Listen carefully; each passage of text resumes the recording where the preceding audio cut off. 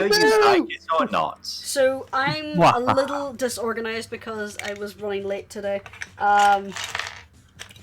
We got back to the house actually the time to spare, then realised we forgot to drop off something we were supposed to drop off on the way home, so I had to zip out again. Anyway, I'm back, I'm ready, I'm here, we're live. Hi everybody, welcome back. Has my players been excited and happy? Yes. Once in my life I have. No, I am not. Of course I am not. Okay. Wait, that's the character who's not happy. Alright, so I got a drink, I got a cat, I got a module book, let's go. So, last week we had a bit of fun. Alia rage hovered up the side of a building. The party threatened a childlike automaton. Not all of the party, come on. Not all of the party. But Emmy was a good girl. Hunter was a very good girl, yes. Hunter was daydreaming about her date. I love Everybody was so hard. Anyway, so it's fantastic. Through various means of questioning, you have managed to determine that the assailant who threw one of the beads of fireball was a nimblewright. It appears to have been made from scratch by a nimblewright who lived in the halls of the Inspired Hands. He created them without permission and without the knowledge of the clergy. And despite Nim's attempt to control and educate his new creation, sadly it escaped. It escaped a month ago and has not been seen by Nim or any other members of the clergy since.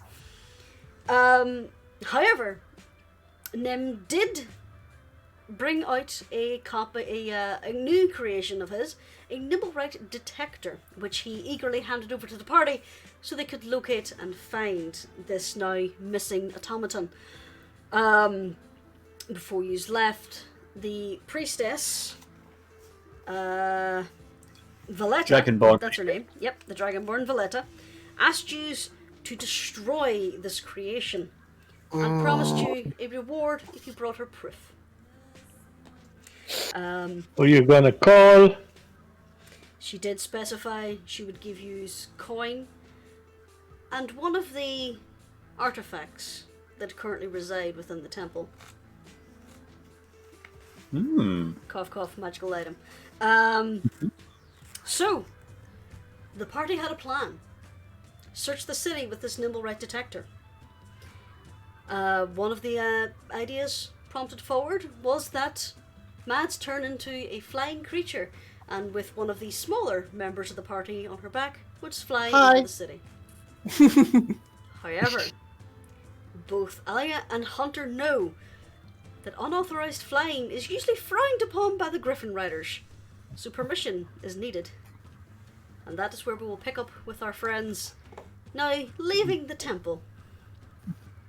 With one sour-looking elf now at the side of the building, cleaning off muddy bootprints. Just walk down the street and start thinking about your plan. Grumble. Fucking adventures are always climbing my building. This time this week. I think we should probably make our way to the appropriate place then. But keep the detector ready. Out of curiosity, who has the nimblewright detector? I think it's either Mads or I believe Peachy took it. yeah. Yes, Oh, Mads yeah. took it because she wanted to see if she could operate it with one claw. Yes, that's right. Unfortunately, she could not. No. It So was she too hands it stiff over. to be done in the grips of a small bird, but it's also too delicate to be done in the grips of a large bird. So you would need someone with opposable thumbs. To do it. She hands the device over to Rascal and says, "Can you use this?" I most certainly will. Thank you, Mads. She reaches down after she hands it to him. She reaches down and massages his shoulders a couple times in just a like, it'll be okay kind of way. Like, don't be sad. Like, massage. Then she stands back up. She says, "Come on, Berry Bunny, let's go." Bless her. Oh, Bless the maniac. I know, right? She's trying. Very trying. Oh, you adore me. Mm, School does. that's why she's still alive. Yeah. All right, so Are we Rascal supposed has to the fi- nimble right detector. No, he gave it to you. I know. I'm just saying. No. Yep, Rascal has it. And she says, and she looks over and Confirming, says, I added it to my inventory. yeah. Chrissy, where do we go to get permission to fly so that the Griffin people don't bother us? I would probably say it for the watch headquarters, but we may need to go higher. Let's start there. Wouldn't that be the halls of Well- justice? Yeah, the halls. The Yeah. halls of She justice, just yeah. drips. The sarcasm drips off of her. She's the halls of justice. Let's split up the party. What about asking a little bit of a favor from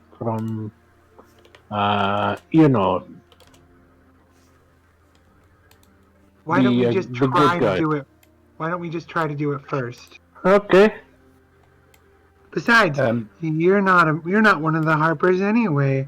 Ashford, Yes. remember? I do. Now, children. Peachy will actually step in.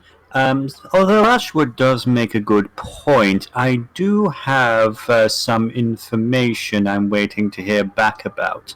I'm not too sure I'm going to be any use in the halls of justice, as she said. I'm actually heading back to have a chat with some friends, see if I've heard anything. Is there any new requests you would like me to put in with my contacts? I would say share with Sorry, him go ahead. share with him as much of the information as we can. Mm-hmm. Do you want me to come with you, Peachy? Oh, no. I mean, you need to, you and Mr. Skyreach need to be flying in the sky.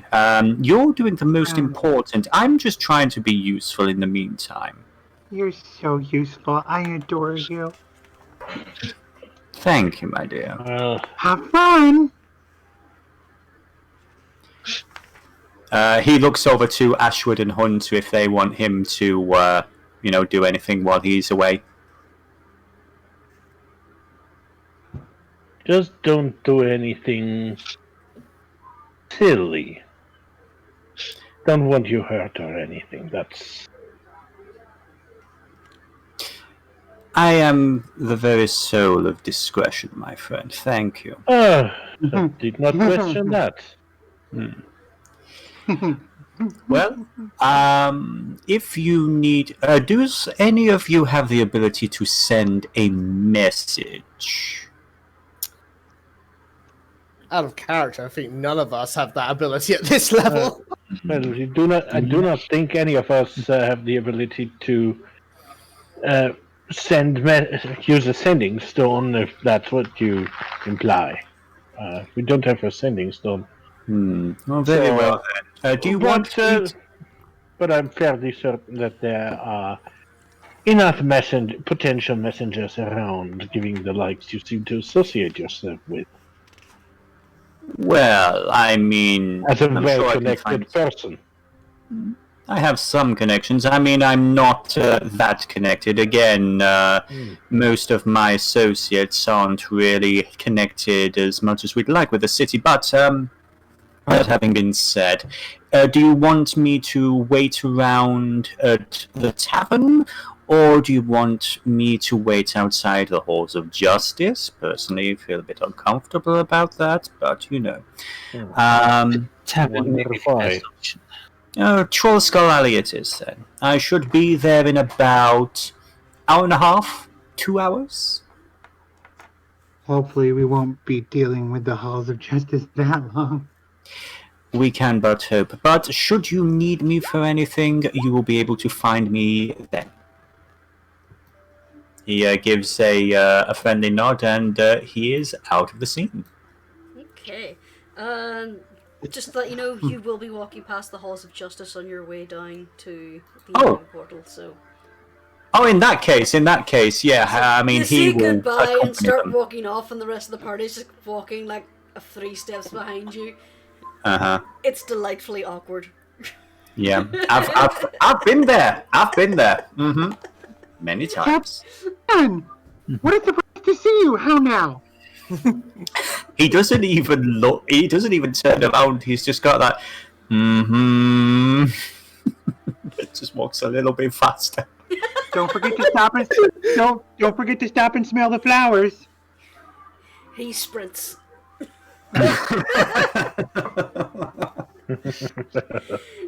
Love it. Does he gallop?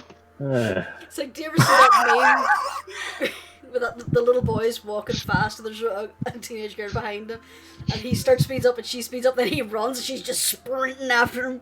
Imagine that meme right now with Peachy and Mads. So, I love it. with his long stride, the the large Minotaur manages to outpace the rest of the party, who's taking a more leisurely stroll. So for simplicity's sake, I'm just going to move you to where roughly the halls of justice are. They're next to the market. Actually, it's there. I totally don't have an interactive Waterdeep map on the other tab. Nah. I do actually. I'll share it with you later because it's fun. So, who would like to go first? Shall we go to the halls of justice, or shall we follow Peachy to his contacts? Which would you prefer? Would you rather have a scene in a minute, Captain Vizzy? Or would you rather do it now? Fine. I'm fine whenever. It's not going to be very long. I say Well, go for do it it then. then. Get that out of the way. Okay. For the sake of argument, he's going to, make his way to the yawning portal. As ever, going to give a nod to the orc bouncer, and he's going to try and seat himself next to Devlin, Doogie. He's going to give him a new name every time. Pretty Bob. much. I keep forgetting his name. I suppose that's Yeah. a good thing for when you're shady underground person. Yeah, His name now is I mean, Patricia. Monty or something. So, I will say Del. Peachy doesn't mind. He's pretty. For right now, he's pretty easy on the eyes. So Peachy doesn't mind spending some extra time in here. so you make your way into the yawning portal. The yawning portal's quieter than it usually is. You notice there appears to be a small collection of flowers next to a what looks to be a battered lute just to the side of the entrance. There seems to be a. I wasn't here. Peachy wasn't here during the initial rounds of that, so that wouldn't mean much to him, would it? You would probably. You were there. Considering you practically lived at the yawning portal for the longest time until you got any jobs, you would know about this fucking halfling. Oh yeah. So you would be Peachy brightens up a aware. little bit. There's a little more of a spring in his step. Even in death, we shit on him. I love how we never gave him a name. He's just that fucking halfling. Anyway, That is his Fucking name. Northman. Yeah. May his legacy be immortal. Yeah, his son is a terrible player as well. We'll see in 3 years. He's one of my Did it best clink? recurring. One of my best random recurring characters, almost like Mitch, the nice man who works down by the graveyard. I'll tell you that story later. Anyway, Play just like that. Mitch, the nice So- man who works down at the graveyard. Okay. you walk past the makeshift memorial. Although the crowd is still a bit boisterous, there's a bit of a somber tone overarching it. You get the feeling that a lot of people knew of this halfling, don't really mind that he's gone, but still, it's sad he's dead. But anyway, you make your way over to the table, and as your shadow kind of looms in the booth, you notice that Davin kind of flinches, and then whenever he sees your shape, he seems to not so much relax, but put on a relaxed pose. as he fixes a smile on his face and motions towards the other side of the booth. Everything all right, my friend? You seem a little jumpy. Yeah, well, seems there might be a few little reasons I need to keep an eye out. But let's not get into that for now. Just warn you, if I disappear for a little bit, talk to Yugra. But anyway, I looked into what you asked me. The guys who were at your place of business, they were definitely ours, yeah. Turns out, now here's the thing, right? They didn't go through me. They're higher up the food chain. They were sent from someone bigger than me. So I don't know all the details. This is what I've got. Ignore that magical chime. Shut up for a minute.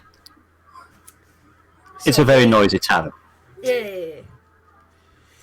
They say it's hosted, it's haunted by those weird halfling. But anyway, so That fucking halfling. that's fucking halfling. Tell you what, if he hadn't have died, I would have done him in myself. I swear to God. That Caterwauling. My wife can perform exorcisms if it becomes a thing. Oh, But I anyway, didn't know you were that. saying. I was saying. So their job was given to them by someone higher up a food chain than me. But there was 3 of them, right? 2, obviously, didn't go so well for them, did it? They're a little bit crispy. 3rd fella, he's away. I found out his name. His name's Usa. Actually, Does that name mean anything to me? I'm gonna quickly double check. Urstel. Urstel Fluxen. If you want, you can roll a history check. Thank you. That's a 14. Okay. You sit and think for a minute, Ursel. You know of him by reputation. You've never seen him, you've never met him. But apparently he's one of the more persuasive enforcers. He tends to go on jobs where, depending on the situation, he can apply a soft word or a boot to the neck. Okay. A peer. Pretty much, yeah. Except he would be sent. He would be sent more to be a presence than a direct threat. He would be the one who would lean over and go, "Are you sure about that?" To be honest, half the time that's what Peachy does. It's only recently he's been doing more the blunt, work. Yeah. So he would be kind of a enforcer and contract holder. His reputation is usually it's kept pretty quiet, so you have a feeling he works very well with the organization. But Delvin kind of leans in. He does a quick peek around and then leans in. He reaches into his pocket and then sets a small box on the table. He opens up the box and this tiny gem starts pulsing with green arcane light. And the area around you is silent. The noise of the tavern, the crowd, the crooning of 2 drunken dwarves, gone. You're now enveloped in a bubble of silence. I really do need to get one of those. Well, they're expensive. I just realised I forgot to line up my window. So I did that. So he leans over and basically says, "Alright, we've got to be quick because they don't like us using the magic in this here place."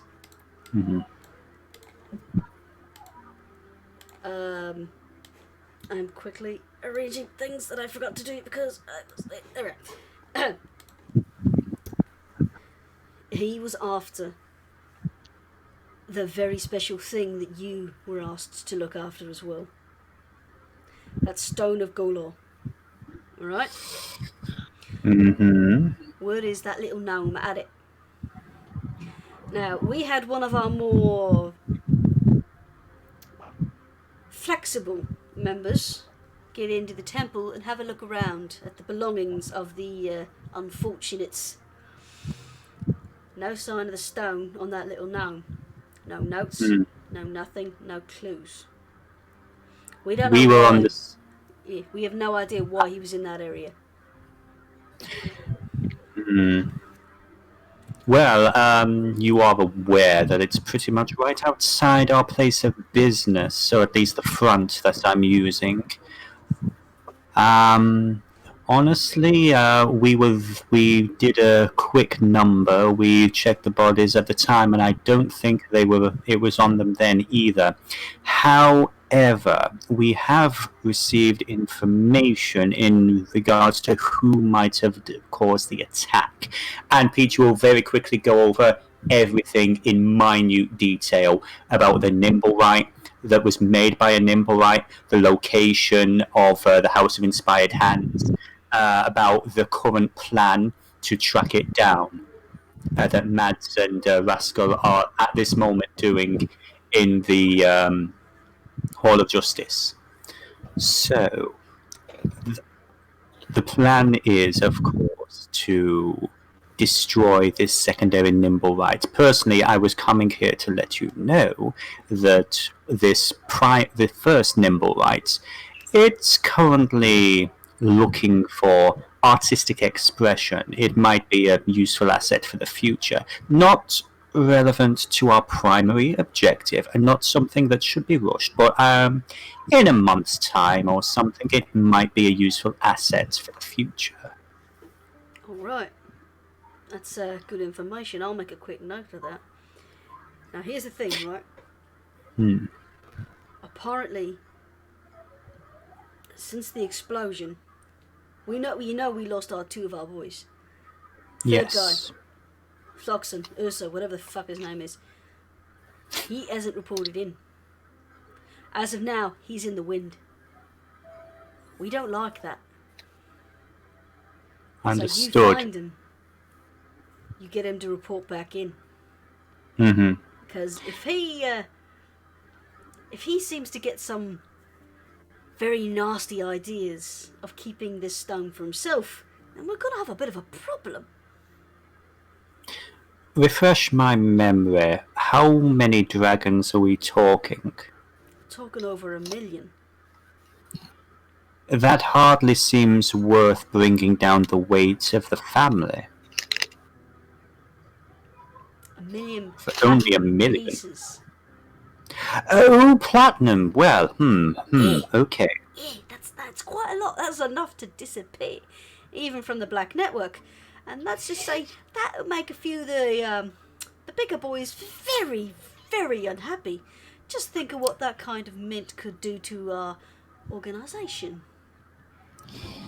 Yes, well, I give you my word. The parent ghost himself will know that I am loyal to the family. Always have been, always will be, and I will get this for us. Yeah. You have my word. So, because it's above my head, I can't tell you who he's currently supposed to be looking over. I'm trying to find that out. So far, they've been very touchy about it. Mostly because we don't know where he is. Theory is he's got hurt, he's gone to ground, he's healing up. Or he's gone and died in a drain somewhere. Either way, he knows something about this stone, and I would like to know that. Alright, I'll keep my ears open and I'll figure something out. One final thing before I go, I know I don't have much time. Peachy then goes into detail about the insane but potentially revolutionary theory that Lady Madeline of Secors is from another world, and he is going to suggest that some feelers are put out to try and track down wherever this Socor's place is. Or at least the tree that she is from. You really like playing with fire, don't you? I am an agent of fucking chaos. All I can say I see is look at the little picture down at the bottom of our main page here. Yep. He likes playing with fire. Yeah. So, There's literally yeah. fire there. Dom kind of nods, and you can see his head just kind of jerk up, and his hands dart out, and he closes over the box. As soon as that box closes, just the cacophony of the tavern just bursts out around you again. And you see they just secrets that box into his pocket as one of the tavern guards kind of walks around. Tavern guard, he's a glorified bouncer, but losing a spot in the yawning portal for means like this is a bad business move. You know this. The yawning portal is a very good spot to do business. So I give him a very polite smile alright. as he walks past. So, you know what you gotta do. Find this thing, find Yusa, find out what happened. If he has the stone, brilliant, bring him home. If he's trying to take the stone, break every bone in his body, then bring him to me and then we'll sort with him. So you want him alive for correcting? Well, I think if you try to steal from your family, you're beyond correcting at that point. But let's just say, you know how the family doesn't like it when we get betrayed. Oh, don't worry. I'm sure he'll be alive for many years to come. Let's just say, at this juncture, he better fucking hope he's half dying. Well, even if he is, I'm very good at healing people. Well, if he's half dying and hiding out, that's an excuse, that's a reason. If he's perfectly fine, and he's buggered off with our joy, then he's in trouble. But anyway, I have got to get out of here for a little bit. So, good luck. Let me know how it goes. I'll chat to you later. And he gets up. You can see him adjust his clothes. He gives you a pat on the shoulder, and he starts walking off to one of the back rooms. Yeah, Peachy gives him a respectful bow, and it's just like gives him like this as he's walking away. Is like Peachy, you see him do like this like head tilt as you're watching someone as they walk away. It's like not bad for now, and he's out. You're checking out that half-elf ass. Yes. It's rotund, fills out the trousers very nicely.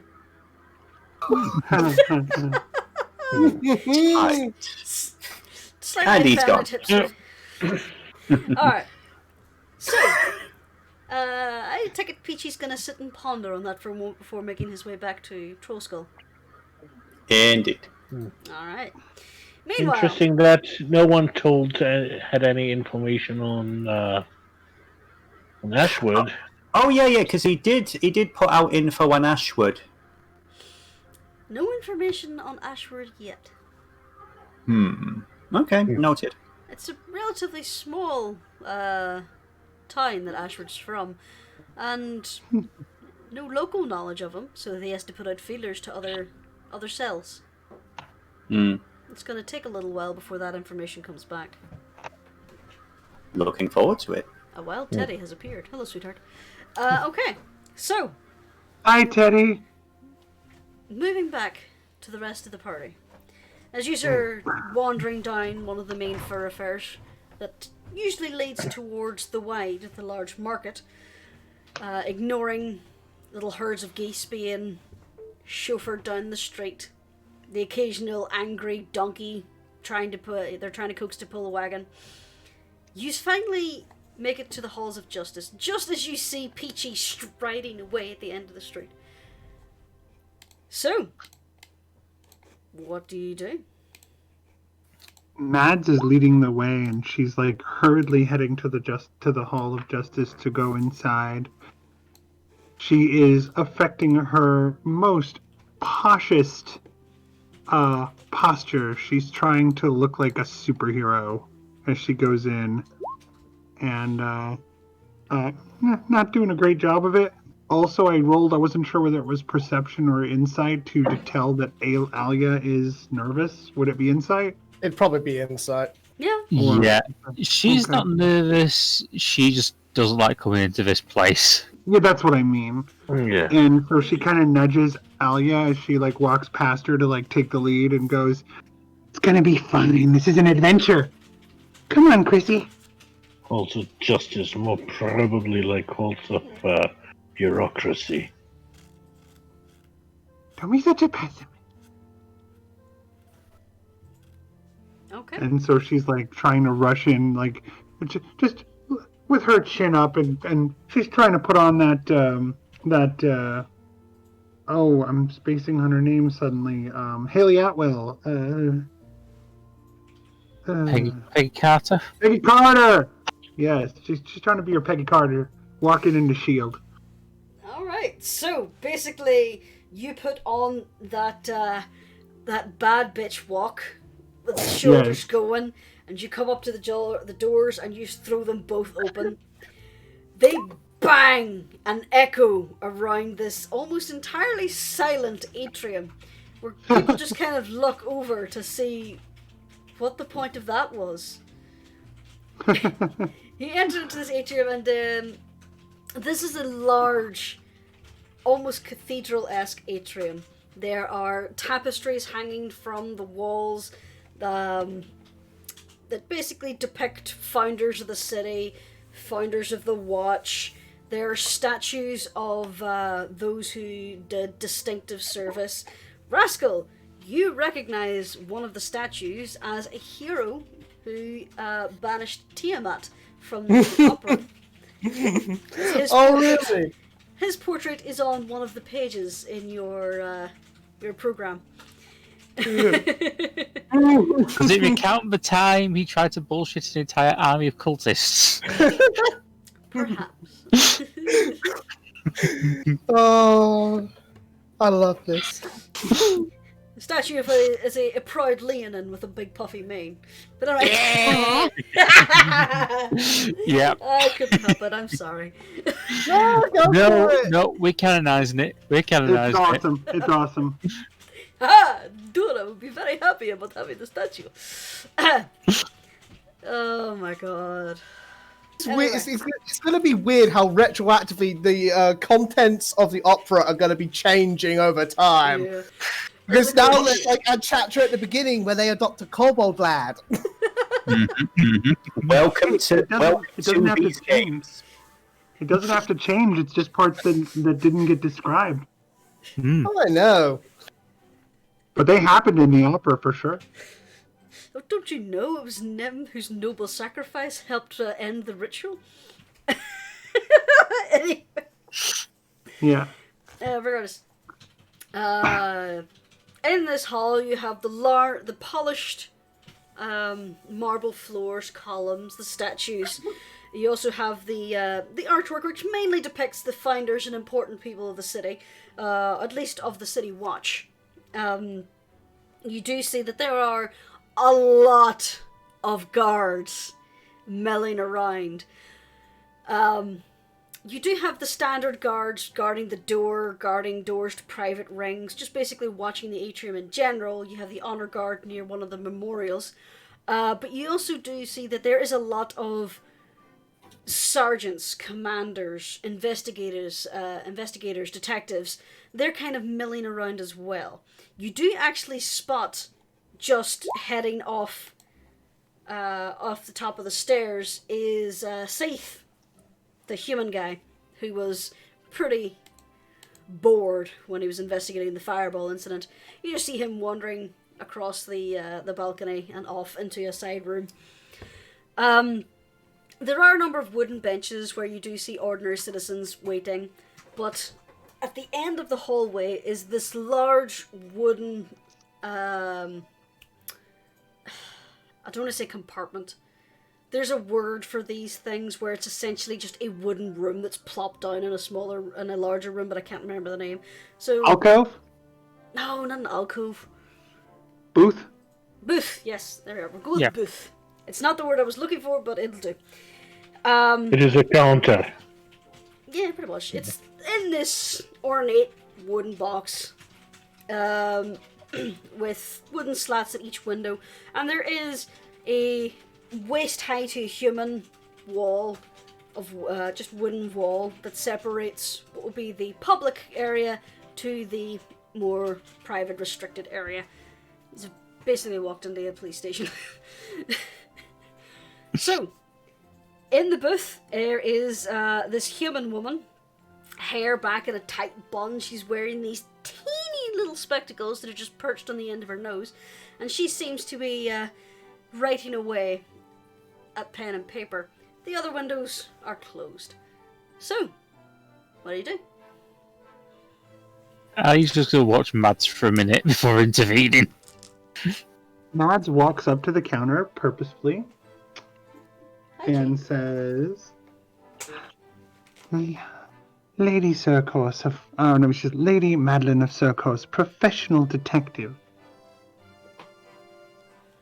The woman just I'm kind of here... looks Sorry, up at go you ahead. and arcs an eyebrow and just waits for you to continue. Says, I'm here in need of a brief flight permit to assist myself and my companions. Okay, honey, you're gonna want to fill in this form and take it to the second door from the right. Next! I assume Mads can follow those instructions. She just basically reached over to cubbies, pulled out 2 sheafs of parchment, plopped them in front of you, and pointed to a door that's kind of like a little bit behind you. Mads turns toward Alia and says, "You can fill these out, right? You know how." I have a better approach.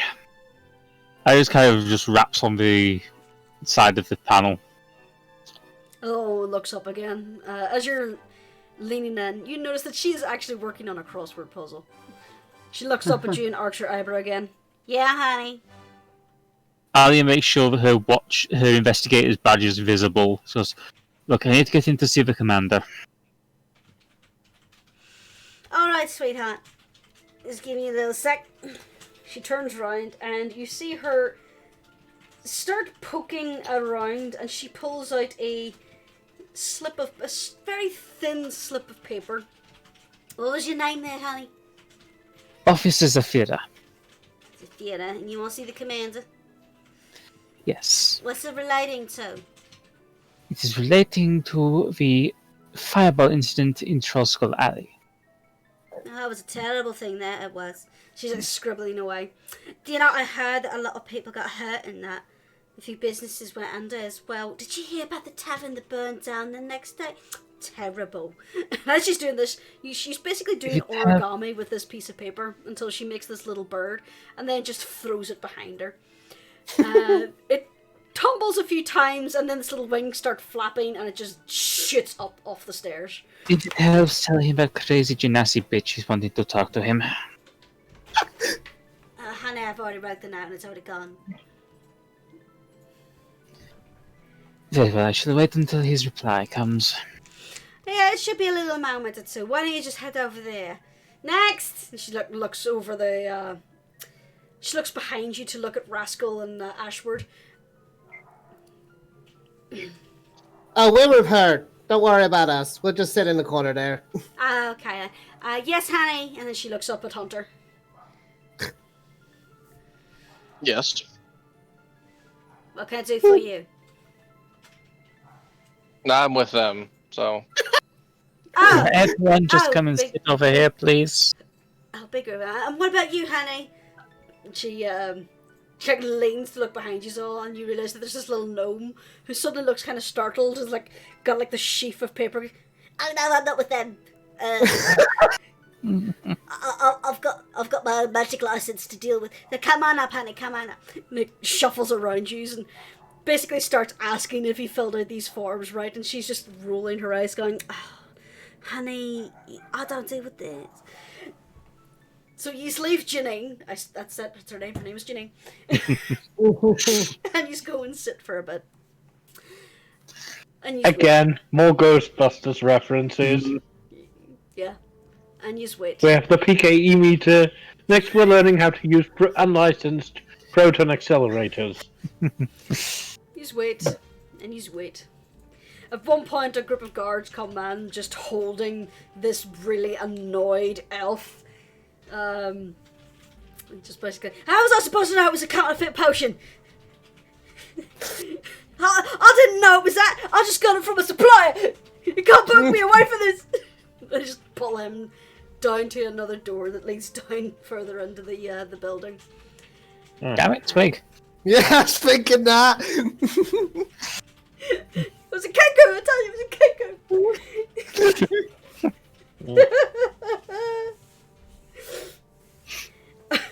Another guy comes in. As he goes up to you and he says, "Oh, I've got something for the contraband magical items. It's this red flask apparently opens things." Dennis is glaring at me, but he's muted, so I can't hear any reactions he makes. Wait, what was the item? It was a magical tumbler that unlocked things. It was red. I am so sorry that that reference has gone completely over my head. It's a thermos that unlocks things. Uh-huh. Mm. Oh, son of a... It is probably fairly small. It, Almost dwarf-sized. almost took him that long to figure out about it in the game too.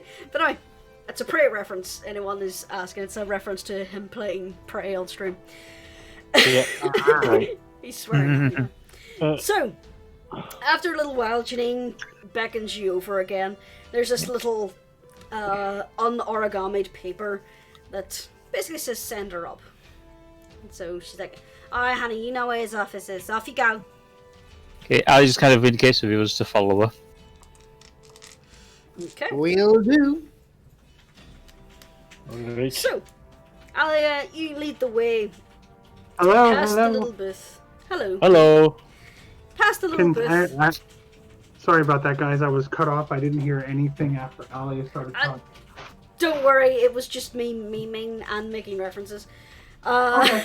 So, you lead them up the stairs and off into the offices where a lot of the investigators and commanders tend to keep their, not so much quarters, but where everything is organized. There's desks with papers everywhere. The little flappy origami birds occasionally zip around. At one point, one bumps into Rascal's face, flaps furiously, and then disappears off over his head again. So, distressed kobold noises for half a second. Yep. So you make your Mads way. like flinches hard when it bumps. She's like, you could see her like hackles go up, and then like she like sort of does an internal like, no, you're fine, it's okay. And then she like pats Rascal's ear. Hunter, you've been here before. You know to duck these birds. And finally, you make your way through, for lack of a better word, the bullpen, and you come to this ornate door that has the watch commander's name embroidered on it. The door is open, and you see at a desk that is practically overflowing with paperwork, to the point where some of it is actually slipped off onto the ground. There is this elven gentleman. He's leaning with his fist pressed into his temple as he is just staring at a report. His eyes are almost glazed. He has huge bags under his eyes. There is a tankard of coffee just sitting there. It's like he's not even bothering with the mug. He's just drinking it from the goddamn picture. And as you push the door to go in, he looks up at you, and you can almost see the, oh, for fuck's sake. Just that thought, just expression go over his face. And it almost looks like it's a titanic effort for him to sit upright in his chair. He rolls his shoulders, and he just kind of looks at you. So, what's it Commander? this time? As you know, I have been investigating the incident at Rascal Alley. Ah, yeah, Crowley told us you were, helpful. Sir, I have reason to...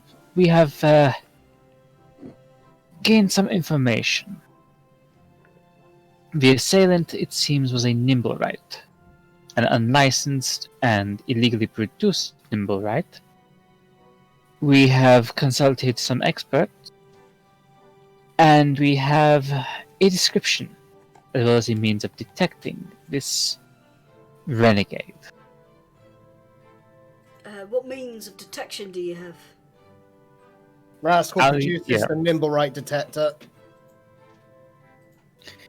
That looks like a fun gadget. How's it work? Alia will basically go over the basics of what was explained to her at the temple. He beckons for you to give him the item. Do you give it to him?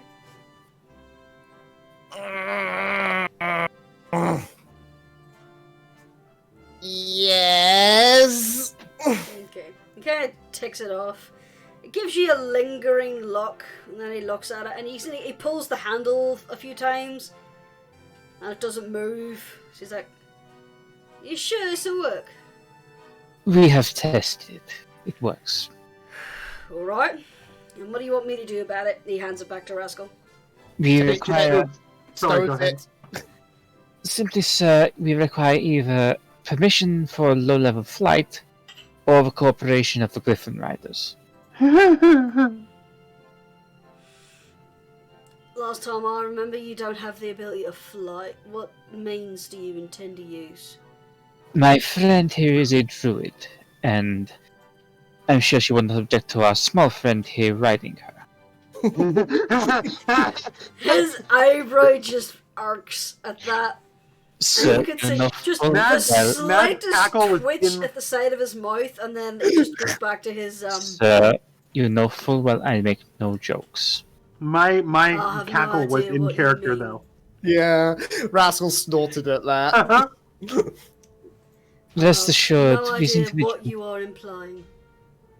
Rest assured, sir, these individuals are trustworthy, and I believe this would be the most effective way of capturing this Nimblewright. Aww. Alright. Well,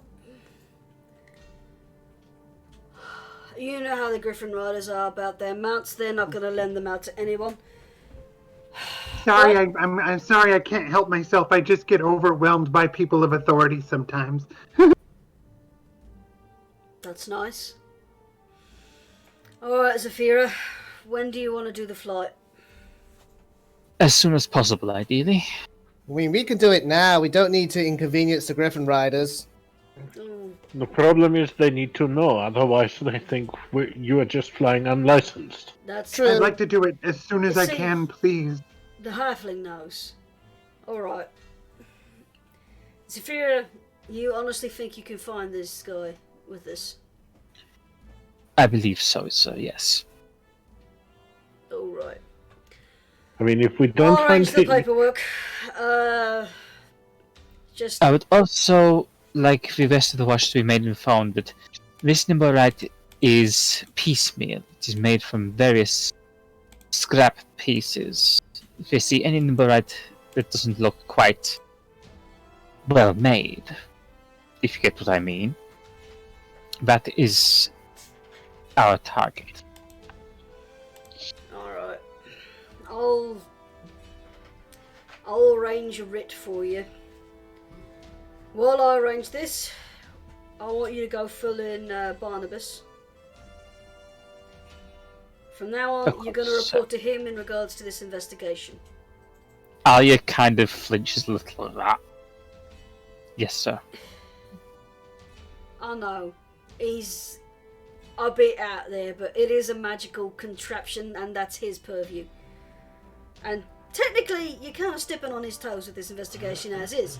So, you report to Barnabas.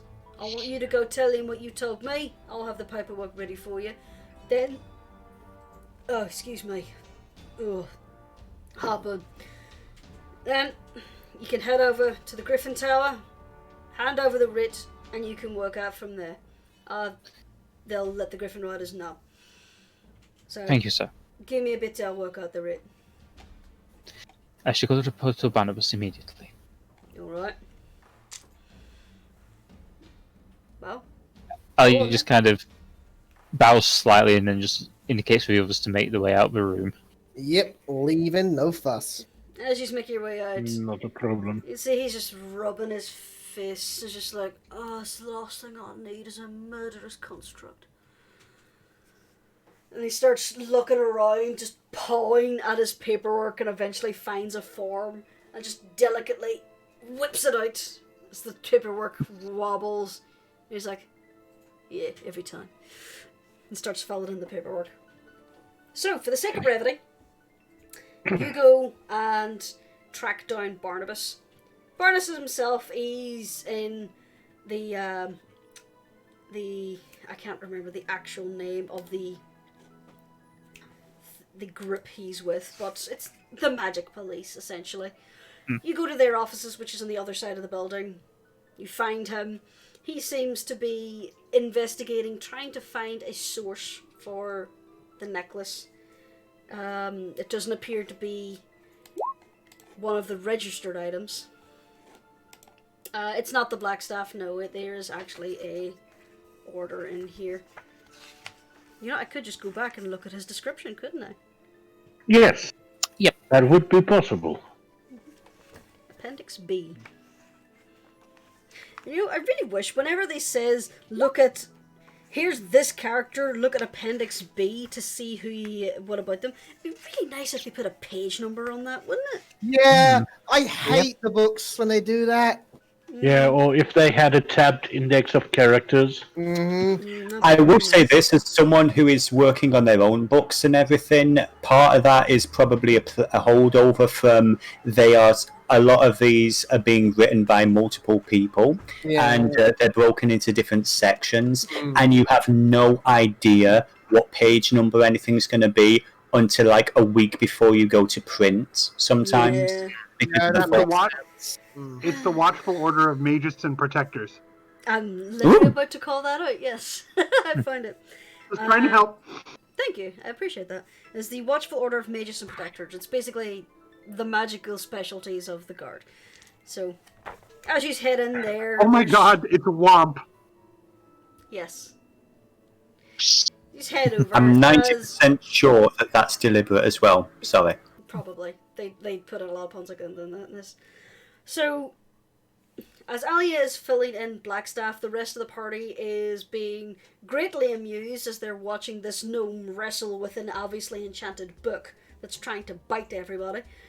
But after everything's filled in, Barnabas seems really interested in this construct, and he makes a note that he's going to go and have a word with the priestess in the House of Inspired Hands to try and get more information for the report. Excuse me for coughing. Sorry. Where? Now, I just want to point out, you did promise you wouldn't go tell the watch about that, Yep. and you just went and told the watch. No. Nice one, Ayla. We said Alia. we consulted experts. I didn't mention them specifically.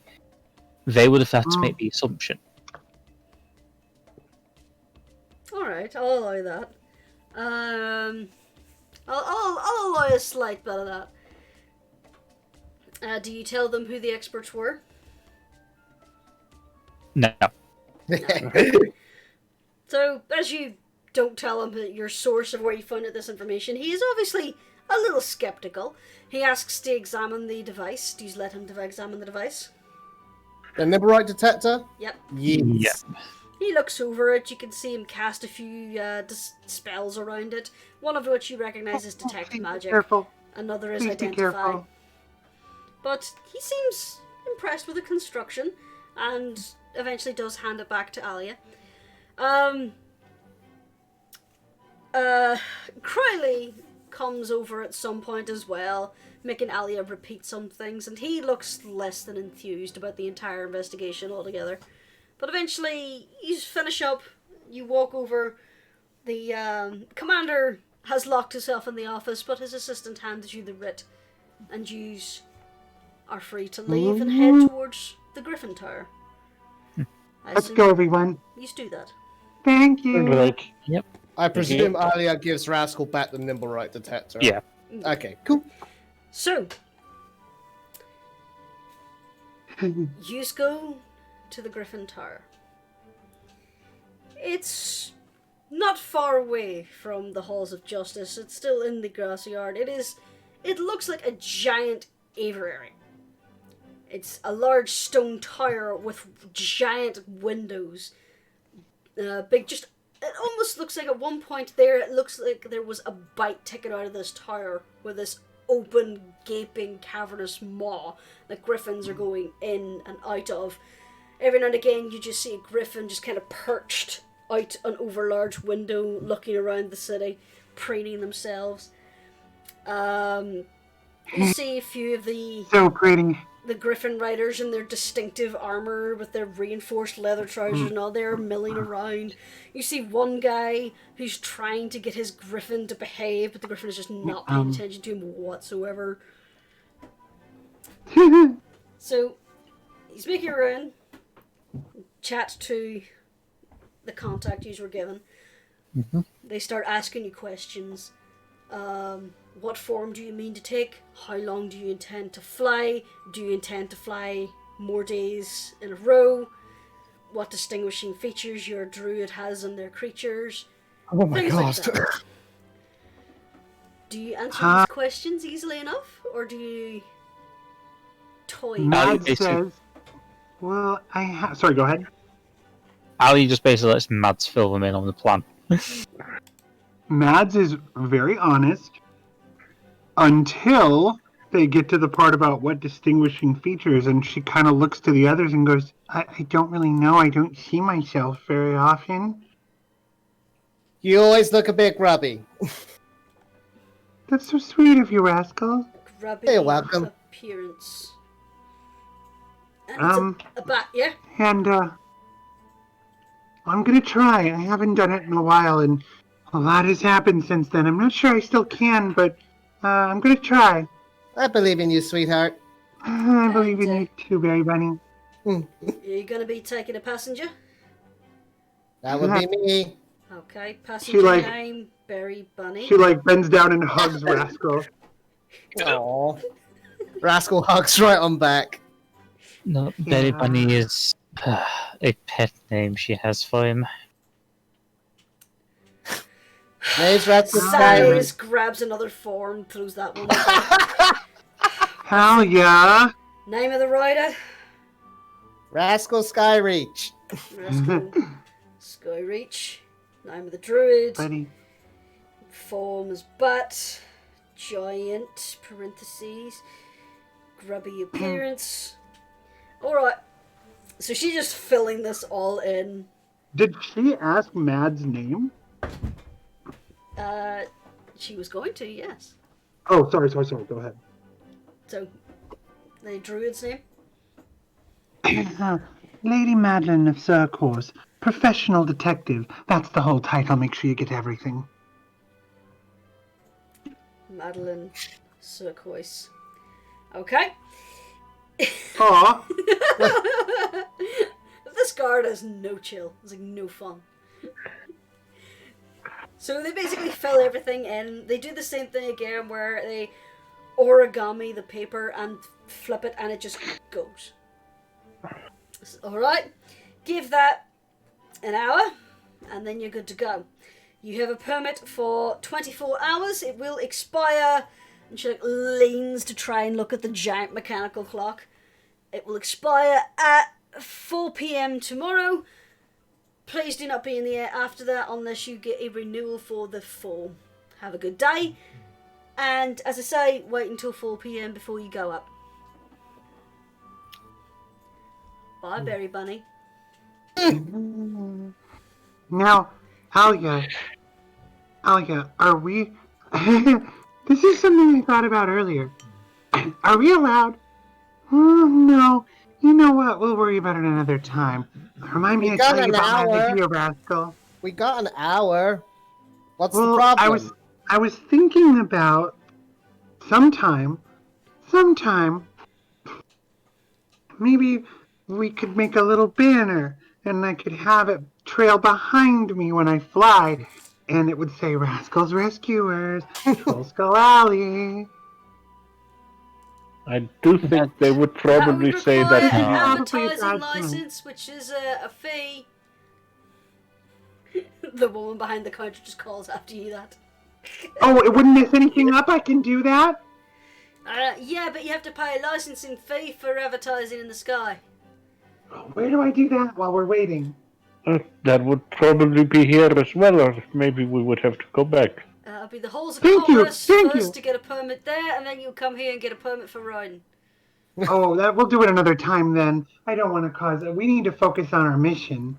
It's a good idea, though, Matt. At least now we know where Yes. to look. Yeah, there's a Yeah, 7-day but- waiting period on that. And thank you, Oh, great. Ashford, for telling me the answer before she did. I really appreciate you being so helpful. You know, you do that a lot. Are you psychic?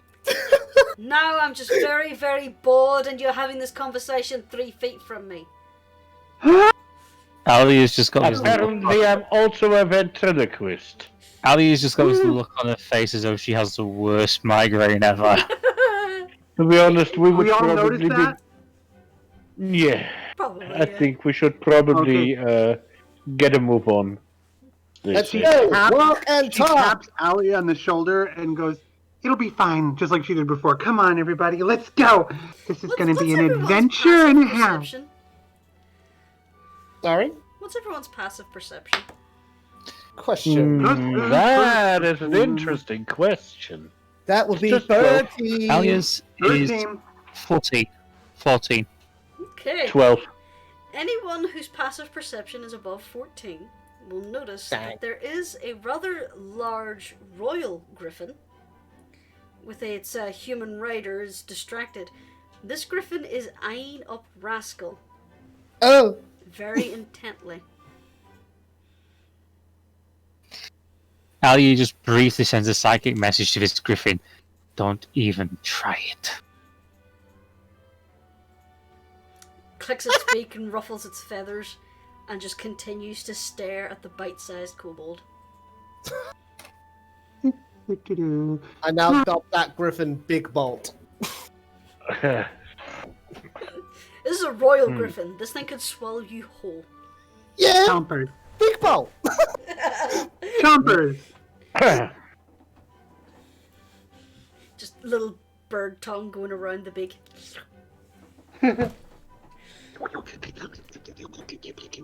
So, Like the Warner Brothers. As we're music. moving around, I would suggest, Rascal, you keep an eye out for anything coming up on this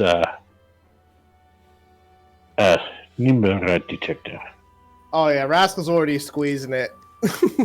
That's the plan. is there anything you would like to do in the prevailing hour before you take off? I probably should. We should probably try to make a little step to the chambers of commerce to finally get the interviews ready for kitchen We can do crew that. and bartender. We can do that later. I don't The know. mission comes. What? Out of character. Can we squeeze that in an hour? Well, we can probably squeeze one in. It would Start probably the process, maybe. it would probably take you the better part of an hour to walk to the chambers of commerce. To be honest, Okay, Yeah, never no. mind. it would to be be the, honest- the guild hall you would go to, which Yes. is. You're told. I mean, yeah, but still, However, a little it's tight. not like Ashford, Alia, and Hunter are just going to be standing on the ground That's watching this true. ant fly around. Yeah. You guys Well, can do that. we would probably track them, just Why in don't- case. If you want to walk away to go do that at the Chamber of Commerce, No, Ashford, actually, I would the be Guild Hall. so thankful for you to do that. That'd be wonderful. Yeah, Alia- that'll I be can fine. hear your sarcasm.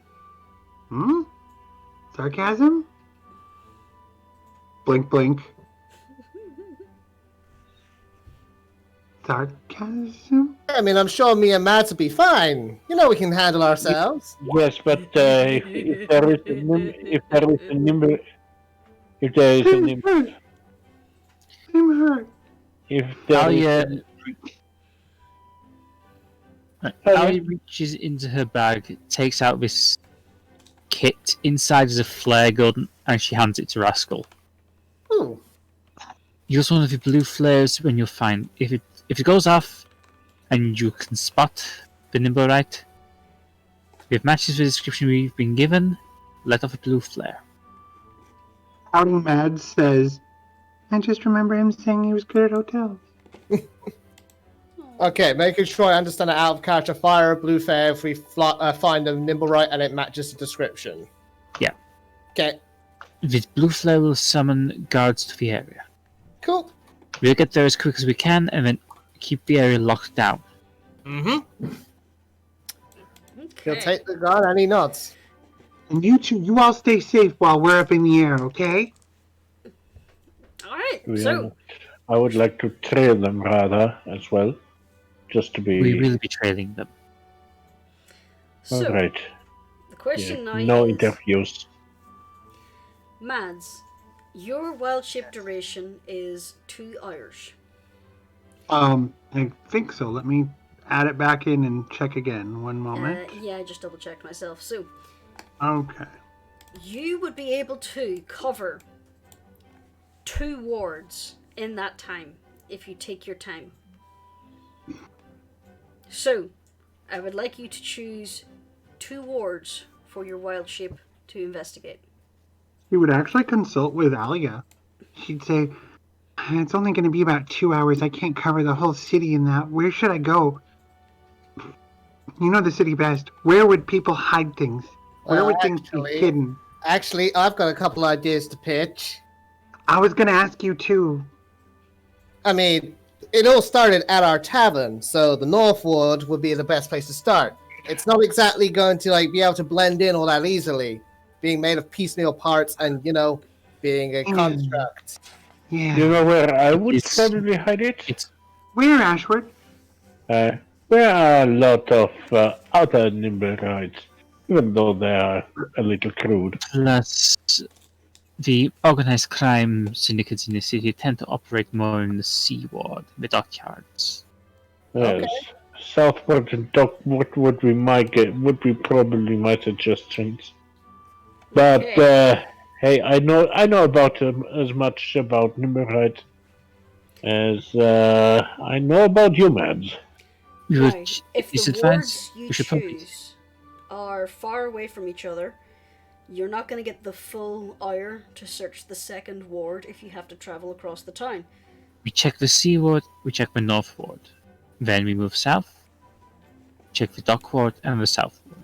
That's We fine, don't but I have need a that little much rest. She time. can only cover need- 2 words in total. I need a little rest after that. Per I'll need to wild take a shape. little nap. We will give Mads a chance to rest, then we move south. Yeah. No. Mads only has 1 wild shape left for the day. Oh yeah, I forgot she used one earlier. Well, if she takes a rest, then she can get another one. Yeah, but it's not a long rest. I don't know. I don't remember. I'm gonna check super fast. I have it here somewhere. Pretty sure it is. When you finish a Yes, short long or rest. long rest. Oh! Oh, never mind. What the To be fuck? honest, I would also. Druids! Every class has that one ability that is broken. Yes, they do! And I would suggest checking the City of the Dead, the graveyard as well. Let's Because- start with the sea wards and the north ward then. Do you think that's a good idea, sweetie? As long as we start with the North Ward, I agree. Yeah. Let's start there. Okay. I So then. haven't done this in a Start while. with the North Ward. Yes. And then go out to the sea ward. Okay. Just let me get. So, I assume Alia, Ashford, and Hunter are keeping an eye on you as you fly about the sky. Yes. Okay. Trailing behind. Before she changes, though, she is gonna. I do want to just let me know when you're ready for her to change. Okay. So, when you're ready. Mm-hmm. Mads stretches her arms out, flexes her fingers, and she says, "Now, like I was telling the truth, I haven't done this in a long time, so I'm gonna give it a shot." And then she says, and she bends down and says to Rascal, she says, "Oh, isn't this exciting?"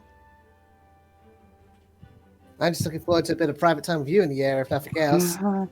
Just think, someday we can tell our children about what we did today.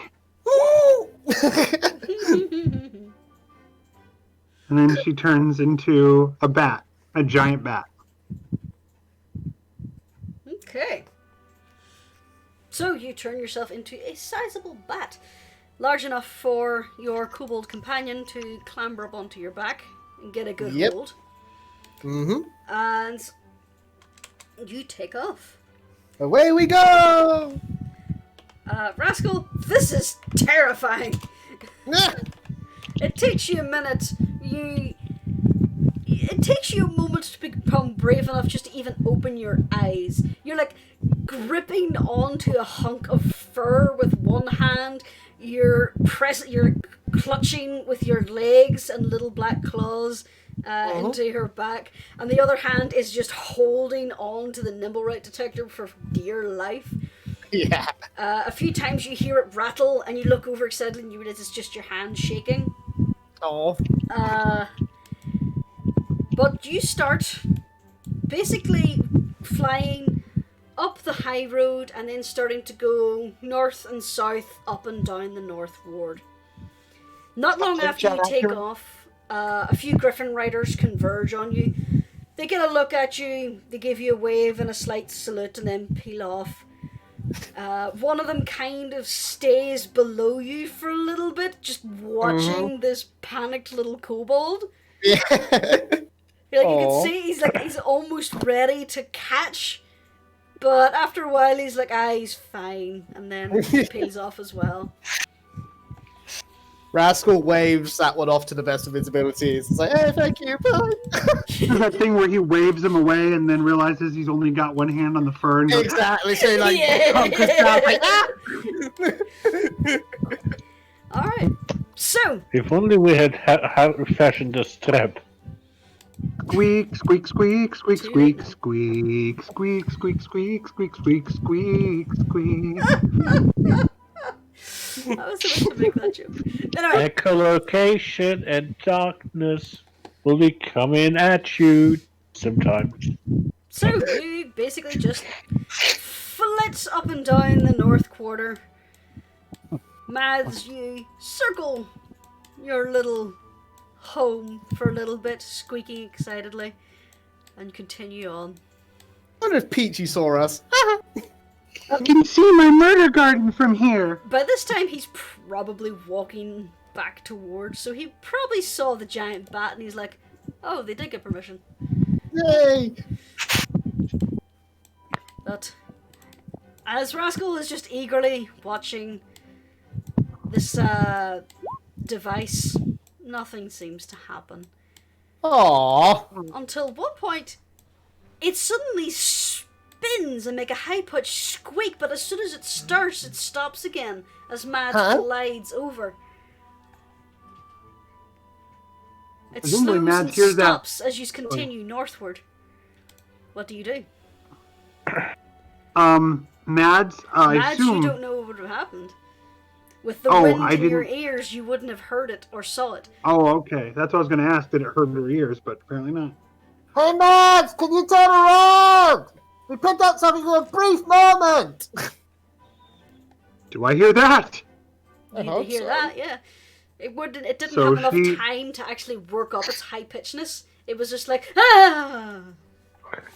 So, Mads, hearing what Rascal says, starts doing like a spiral spin in this Working your way area out. and waiting to see what Rascal does. And she's just like Squeeze, kind of squeeze, spinning. squeeze. Yes, the idea is like that's what she's waiting for is a tug, a hard tug, Okay. presumably harder than his panic. Just let me quickly double check something. Where's Trollskull Alley? Is it just me or has Meds changed their pattern of flight? It's possible that they found something. Okay, so you go spiraling outwards, and after a while, Rascal, you're starting to get convinced that maybe you were wrong. Until eventually you get to somewhere around here, and you get the slightest twirl of the umbrella, and just a. Right, It Rascal, like, stops as soon as you fly on. damn it. What do you do?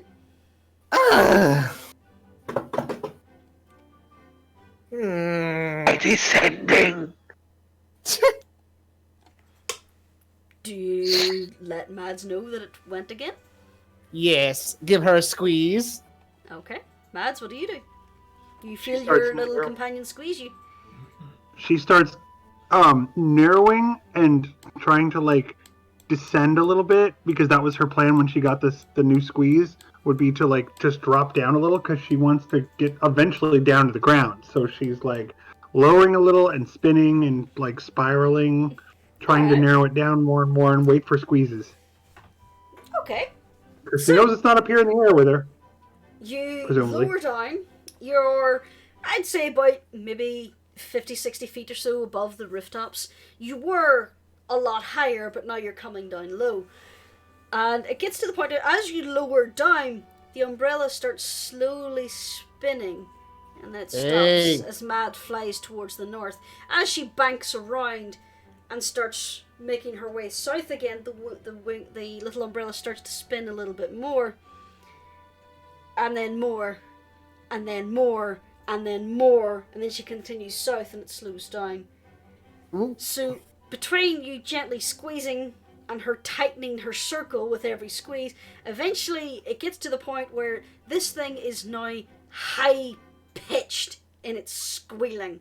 The umbrella is flurling around, its little brass arms are they're just completely out now with the force of it being spun.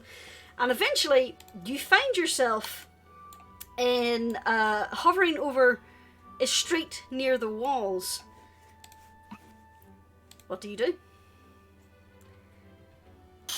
Also, Mads, make me a Constitution saving throw, please. Yep, Uh-oh. that's what I was worried about. But Because you're close enough now that this is very high pitched. This is hurting your delicate little bat ears. reaching in agony. Okay. Well, I got a 21, so it's probably not. Is it that bad? It hurts. It's distracting. Yeah. It's getting to the point where you're starting to wobble in your flight, but Ooh. it's not causing any physical pain. It's just ah.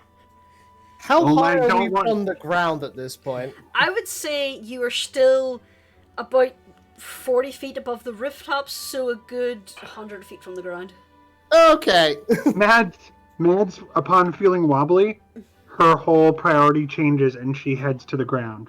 Yeah, that's fine. She's gonna land. Yeah. Okay. I'd say that Ali and the others are making their way to that point right now. Yeah. Okay. So, do you land as close as possible to the screeching in the street, or do you fly off to where it's less? She grits her fangy teeth and does her best to land for her man where it needs to be. Good. Good. So, you She's gonna land put up down with it as best she can.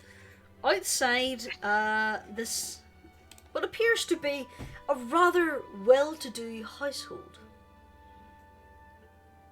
Just give you a quick description of this place. You land in the main street where there are relatively high walls. Along the top there are a few detailed carvings and a little metal fence. Little, the little anti-climbing spikes at the top, with a large wrought iron gate. Inside you see some well manicured gardens with nicely trimmed hedges, and a house that is quite sizable for the area you're in. You are in the North Ward, which is where a lot of the well-to-do houses are. One with this size of a garden, no, that's another matter entirely. But I would wonder say... if he has a mechanical gardener, a numerate gardener. Let me quickly look at this place so I can describe it, because I forgot what it looks like. And that is actually the character turning to Alia. Yep. As you look in, you can see large windows that look in over what appears to be a large dining or ballroom. Off to the side, you can see what looks like a stable and servants' quarters. So whoever's here, they're minted. So, are you still a bat in the street? Because a lot of people were staring at you when you landed. Yes, she has not turned back yet. Okay. Can I have another Constitution saving throw, please? Because this thing yes. is still whistling. And I put a little thing in the player chat, so... yeah, I see that. Okay, this is now physically hurting you. You now have a choice. Do you revert to human form or do you stay as a bat? She's, for now, staying as a bat and Okay. doing her best to grit. Okay, Then no, take Rascal 5 just- points of damage. Dang it. I was about to say, Rascal, stop squeezing on the nibble right detector because Matt is clearly in pain! You let go as the high-pitched whistle lowers down. Matt still looks very uncomfortable. The little bat is shuffling around, the hairs are up, the ears are wiggling, his little cute fruit bat nose is kind of crunked up, little eyes are squinty. It would be absolutely adorable if it wasn't of a monstrous size. Well, the Rascal doesn't care. He's still gonna give like Matt a hug and just fuss over her. It's like, are you okay? It seemed like it really started hurting you. Mommy, I want one of those! There's this little kid just pointing at the bat. It's like, don't look at him, Jeremy. The mother just takes him by the hand and leads him away. Aren't you the mother from the Temple of Nimble Hands? No, that was gnomes. But still, the child was still called Jeremy all the time. Every child Jeremy here. It's like it's an epidemic. It was a little girl in the temple, was it not? Yes, I'm trying to confuse you, and it doesn't work. Drats. I'm easily confused. Anyway. So yeah, you've kind of caused a bit of a scene now at this point. Well, don't we? I would like Hunter, Ashward, and Alia to make me a quick perception check to see if you could locate where they actually landed. Because as you were trying to hurry along at the end of the streets, they did dip down below where you were. Okay. As you are hurrying along, Hunter, you took your eyes off the skies for the briefest moment when someone barreled in front of you. You had to use your quick feline reactions to avoid trampling over them. So you lost sight of them. However, Alia and Ashford, you were able to see that they landed in a street that Alia would know is called Seardun Street. Most people who live here are the well-to-do, the lordship, the bureaucrats. A lot of poor people live around here. So the question now is, as you have now caught up with your giant bat friend, who's, I assume, making faces at the children watching. A lot of people... There's like this one guy who's like dressed in like really fancy robes trying to flag down a griffin rider. Actually, Mads has rolled over onto her back as best she can for belly rubs. Oh, you That's just what gets her decided belly to rubs. watch business. Everyone, go about what you were doing. I love that. You're here. Look at this disgusting creature. And it's Service bat, creatures. too. Damn it! I knew it! I knew it! Sir, these two are involved in official We are City under guard business. with City Watch. Yes. We are assisting in an investigation. Oh, they're let anyone in the watch these days. And you see he just like pulls out this handkerchief and covers his nose as he walks away with his nose in the air. Oh my goodness, I never could stand those guys as well. Ah, prejudiced. Finally, something that reminds me of Calamshan. Meanwhile, little Jeremy's like, "Can I pet the giant puppy?" He's like, "No, Jeremy, it's disgusting." The kid just slips over grass and runs over and just starts rubbing the belly. Jeremy, no! there's this It's human fine, child she's in, like, made, really neutered, fine clothes, she's just over- completely harmless. just rubbing the belly fuzz of the giant bat. And he just looks really, really happy.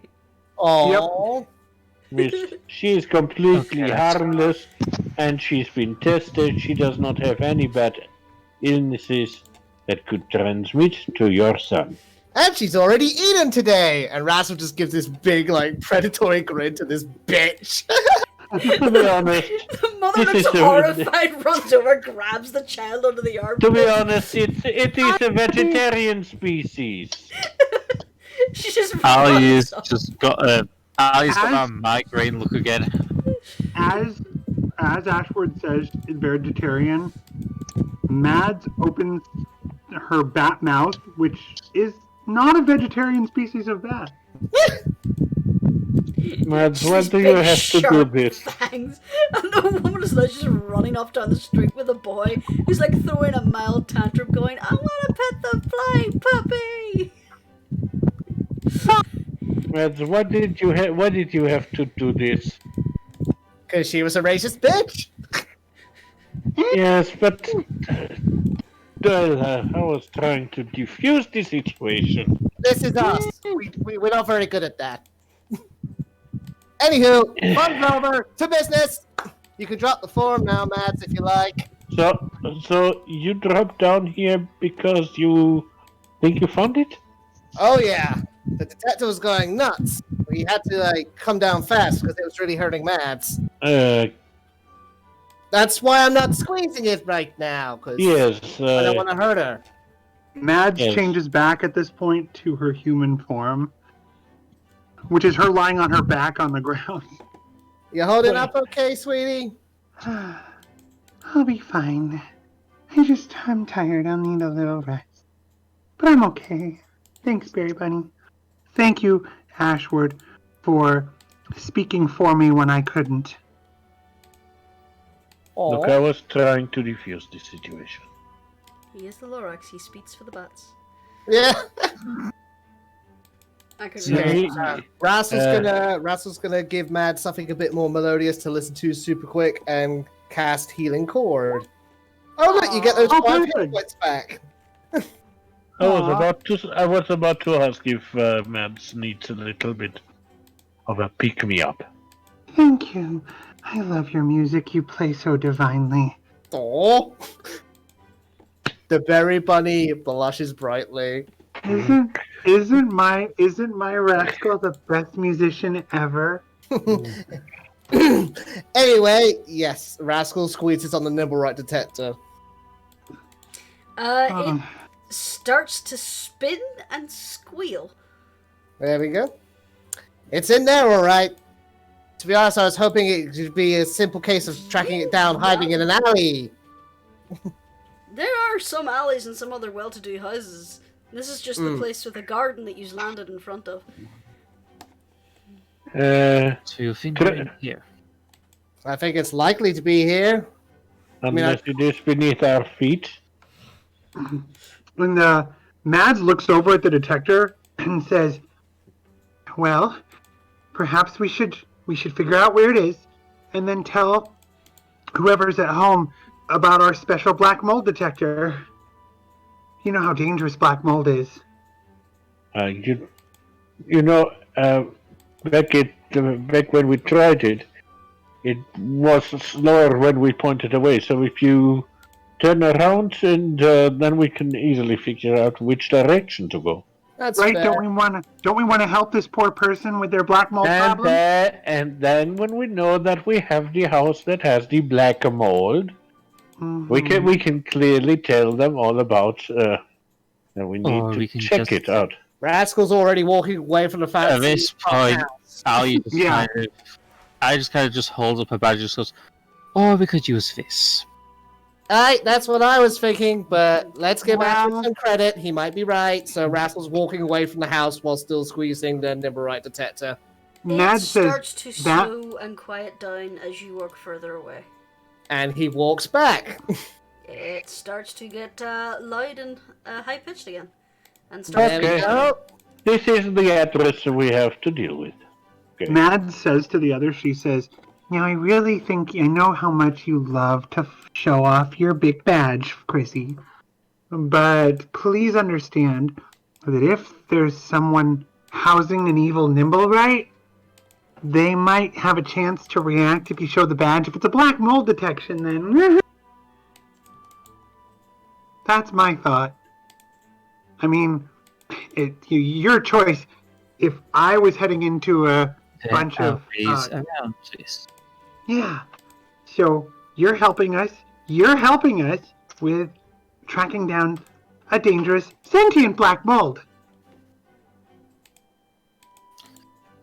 I just goes to the gate. She's Oh, She's oh, got oh! Are you gonna migraine climb it? again. Are you gonna climb it? Are you gonna climb over?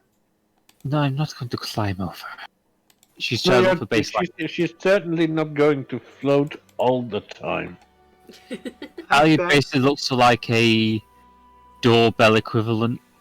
You're right, Ashford. I bet she couldn't climb over it. I bet she wouldn't be able to. As you approach, there is a large copper bell, or brass bell, sorry, that is bolted to the side with a ring cord. Ali just rings it a few times. Just rings it to alert someone that there's someone there, basically. Mads plugs her ears. Okay. Ooh, You still a grab little, and ring the bell. It's a very, still a little sensitive. very piercing ring. You know those rings that kind of make your ear feel all rumbly? It's one Yeah. of those. You give it a good rattle around, and you wait for a minute.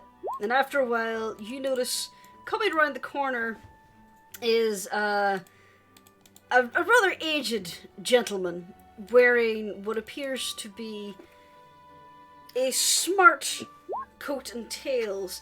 He has himself an air of superiority. His head is up as he approaches. Can I help you? Yes, I am Officer Zephyr. I am an investigator with the Watch. We are currently investigating some Nimblewright activity in the area. I'm sorry, what? Nimblewright? Is that a new gang we should be concerned about? A Nimblewright is basically an automata. An automata, as in gears and coils. Precisely. Yeah, it's basically a sentient machine.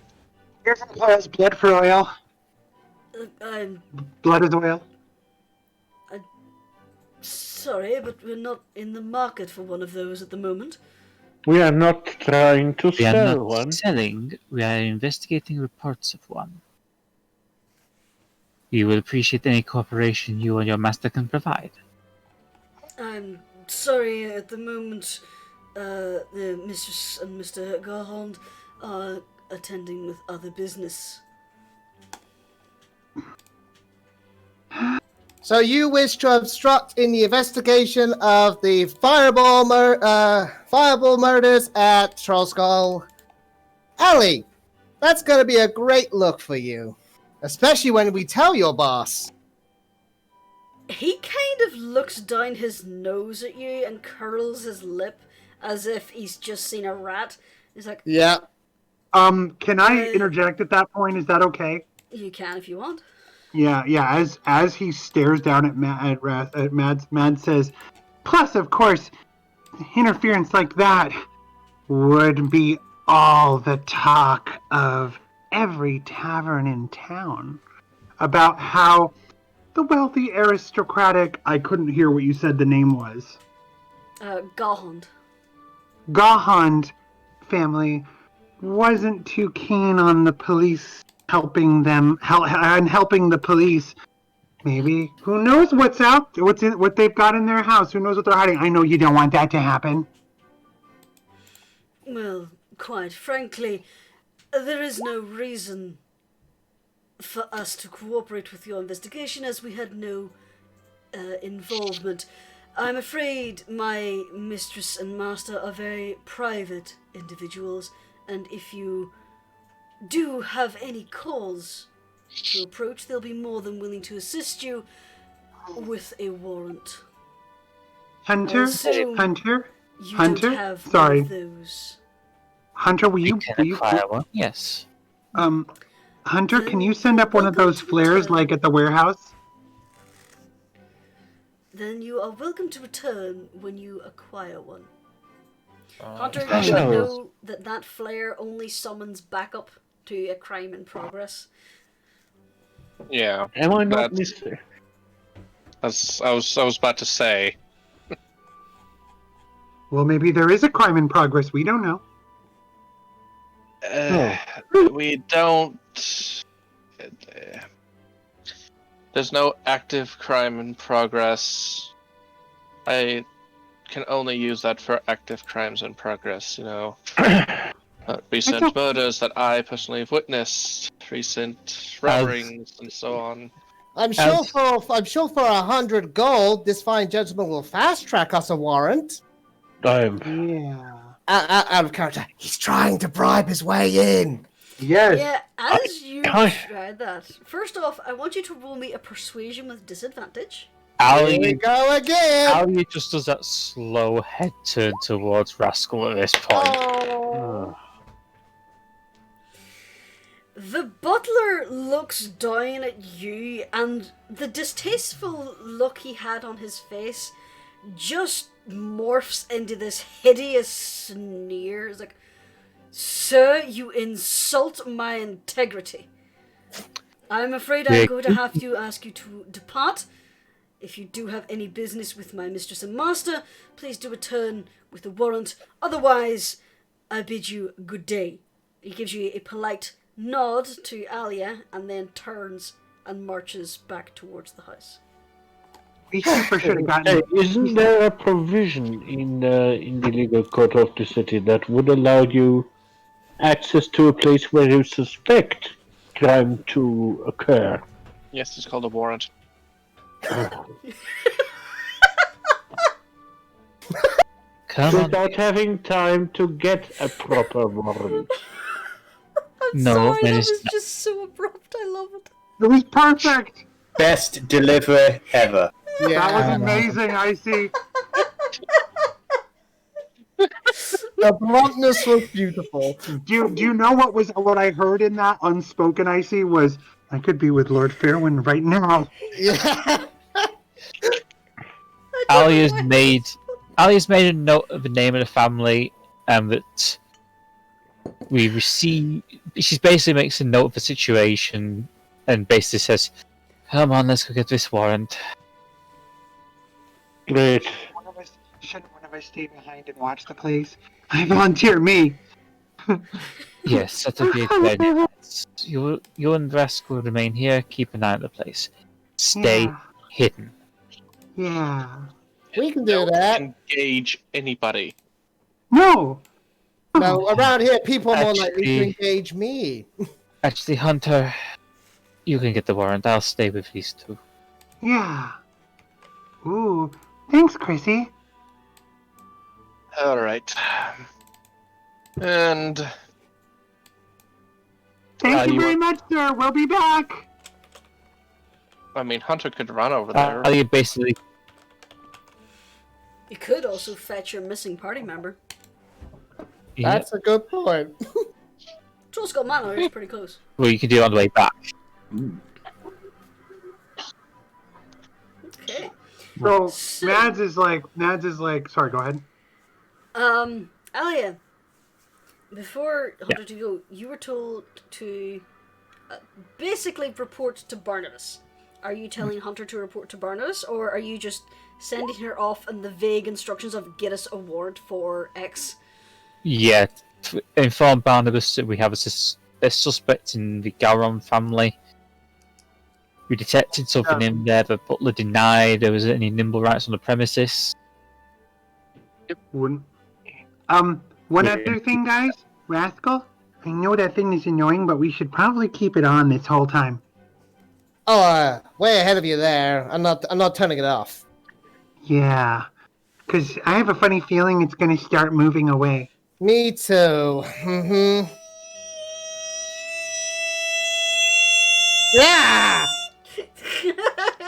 Check it every Oh, 5 exactly the opposite. Is this Check it- high-pitched wailing as you turn it on No, and start just- getting up to speed? It's getting to the point where you are all Let's kind go. of like flinching and holding your ears. Anyone check anything up check it on the every fort? 5 minutes. Yes, go quickly, all of you. From Right. somewhere is in there the someone- street, you hear an old man yell, "Someone take the kettle off the stove!" Question: is there somewhere Mads can rest while Rascal watches? Because she wants to rest. She's feeling worn out. Yeah, get your wild shapes back. We might need them. Yeah, that's the plan. Let me just check the map real quick. There And is don't forget a Mads. Sorry, go ahead. public park a little bit further on down, behind some houses, but you would have to break your sight line Nope. of the villa to sit in a park bench there. Otherwise, Nope. your only other option is to basically sit on the street. That's what she was planning on doing. She was gonna just like sit in the street on a curb if she could or something. Yeah, let's equivalent of a ruin the curb. public ambiance and bring property values down. Well, I love the way you think. Alia basically takes out a notebook and makes it look like she's doing like a report. Okay. So, yous are sitting there for some time. Mads is Every now and completely again, relaxing you do and going get zen. the residents of the street basically watching you as if you're dangerous animals. Just like, what are they doing? Why did they leave? Should we call the guards? Apparently she is a guard. Oh my goodness, they'll let anyone in the guards these days.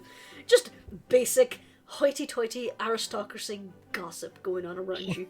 At one point, Jeremy comes running back into the street looking around excitedly. Like, "Aww!" Wanders off all sad. Jeremy!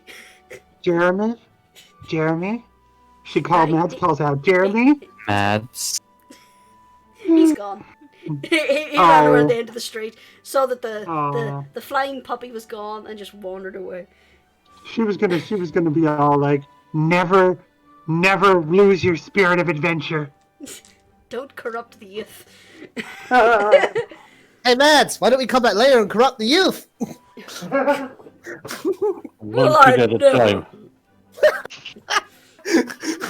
Every 5 minutes or so, Rascal squeezes the thing, and it picks up speed. It makes the high-pitched whistle, and every time it does, you're take the kettle off the stove.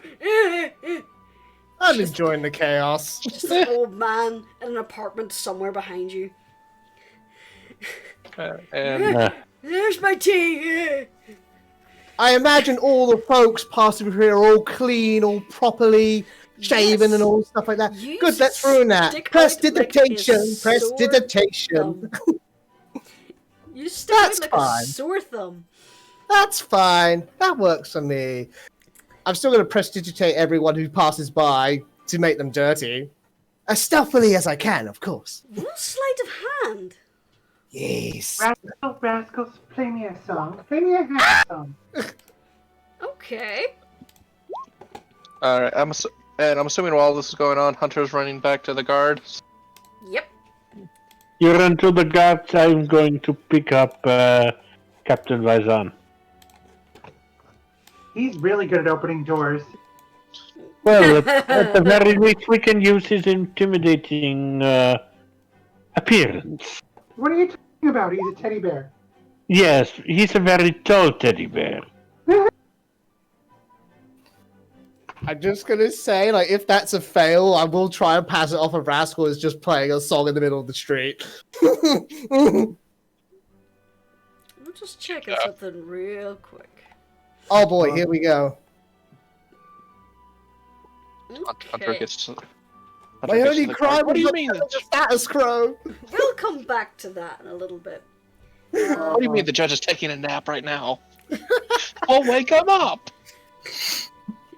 So, Hunter, you use your feline agility to make your way across the city, rushing as quickly as your little paws will carry you.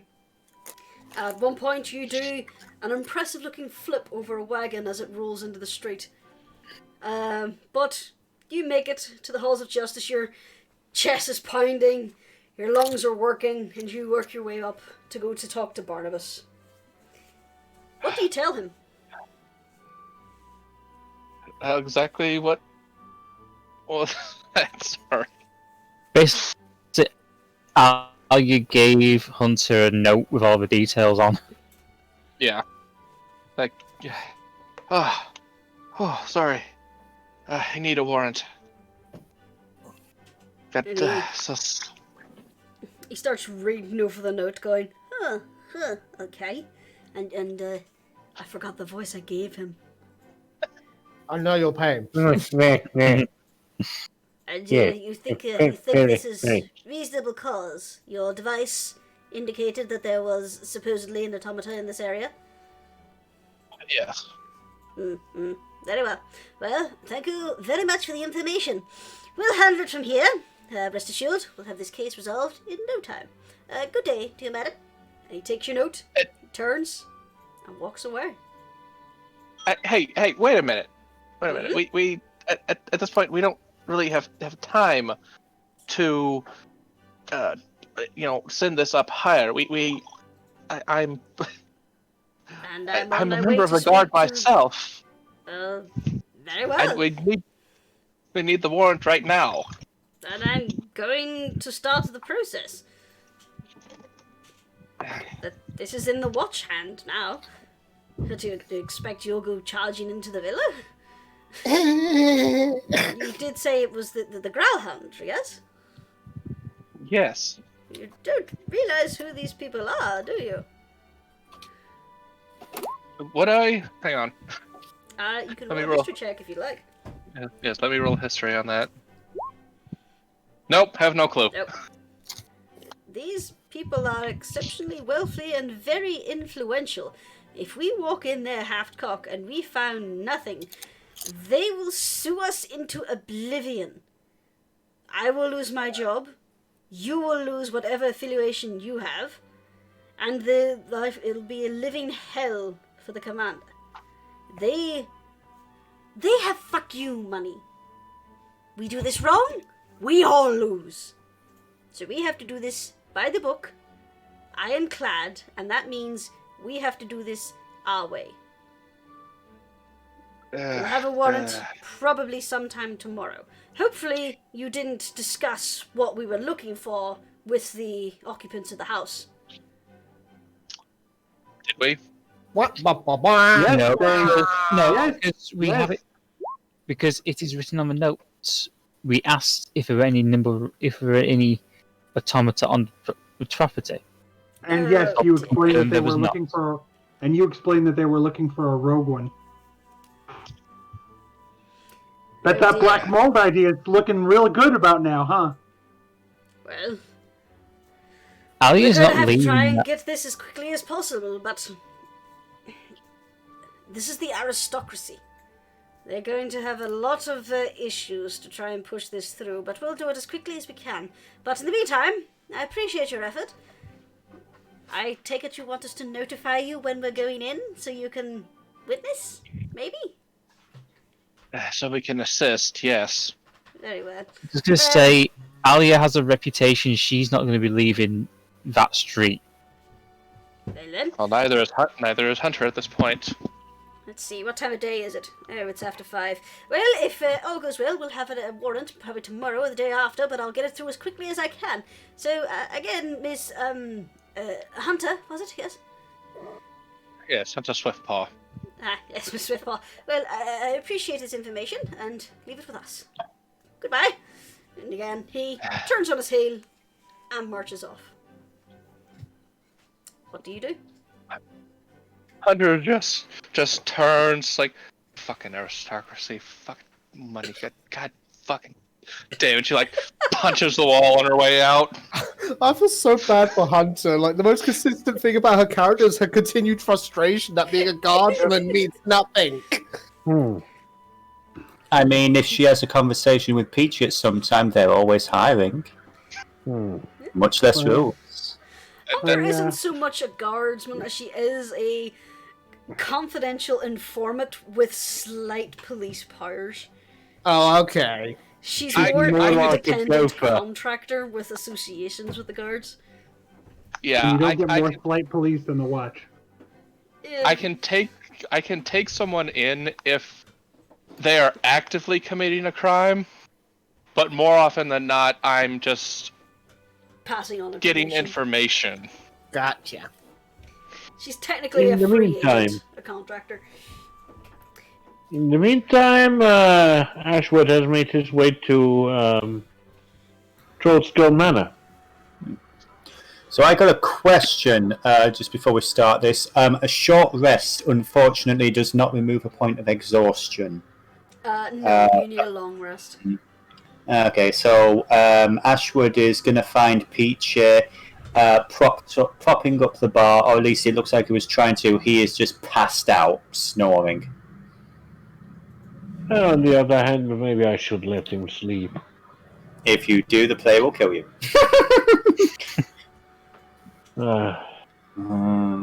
As much as it hurts me. Actually, I want to point out, you wouldn't be able to go in because Trollskull Alley is actually a construction site at the moment.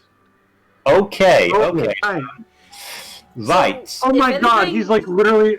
You're like sitting outside on some construction equipment, just like all the old floorboards that they've ripped out from the top floor and replaced. You've made yourself like a comfortable little seat out of those, just like a throne of boards.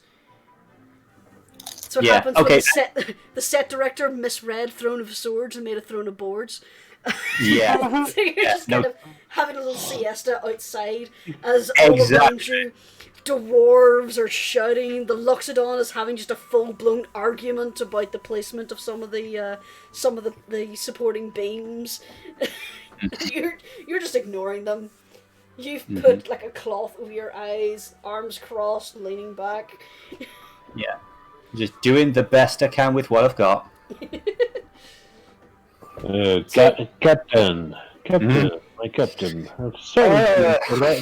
I'm sorry to interrupt your nap, but it might be a little bit useful to have someone with your skills and persuasion to, with the rest of us, we've found probably the number right.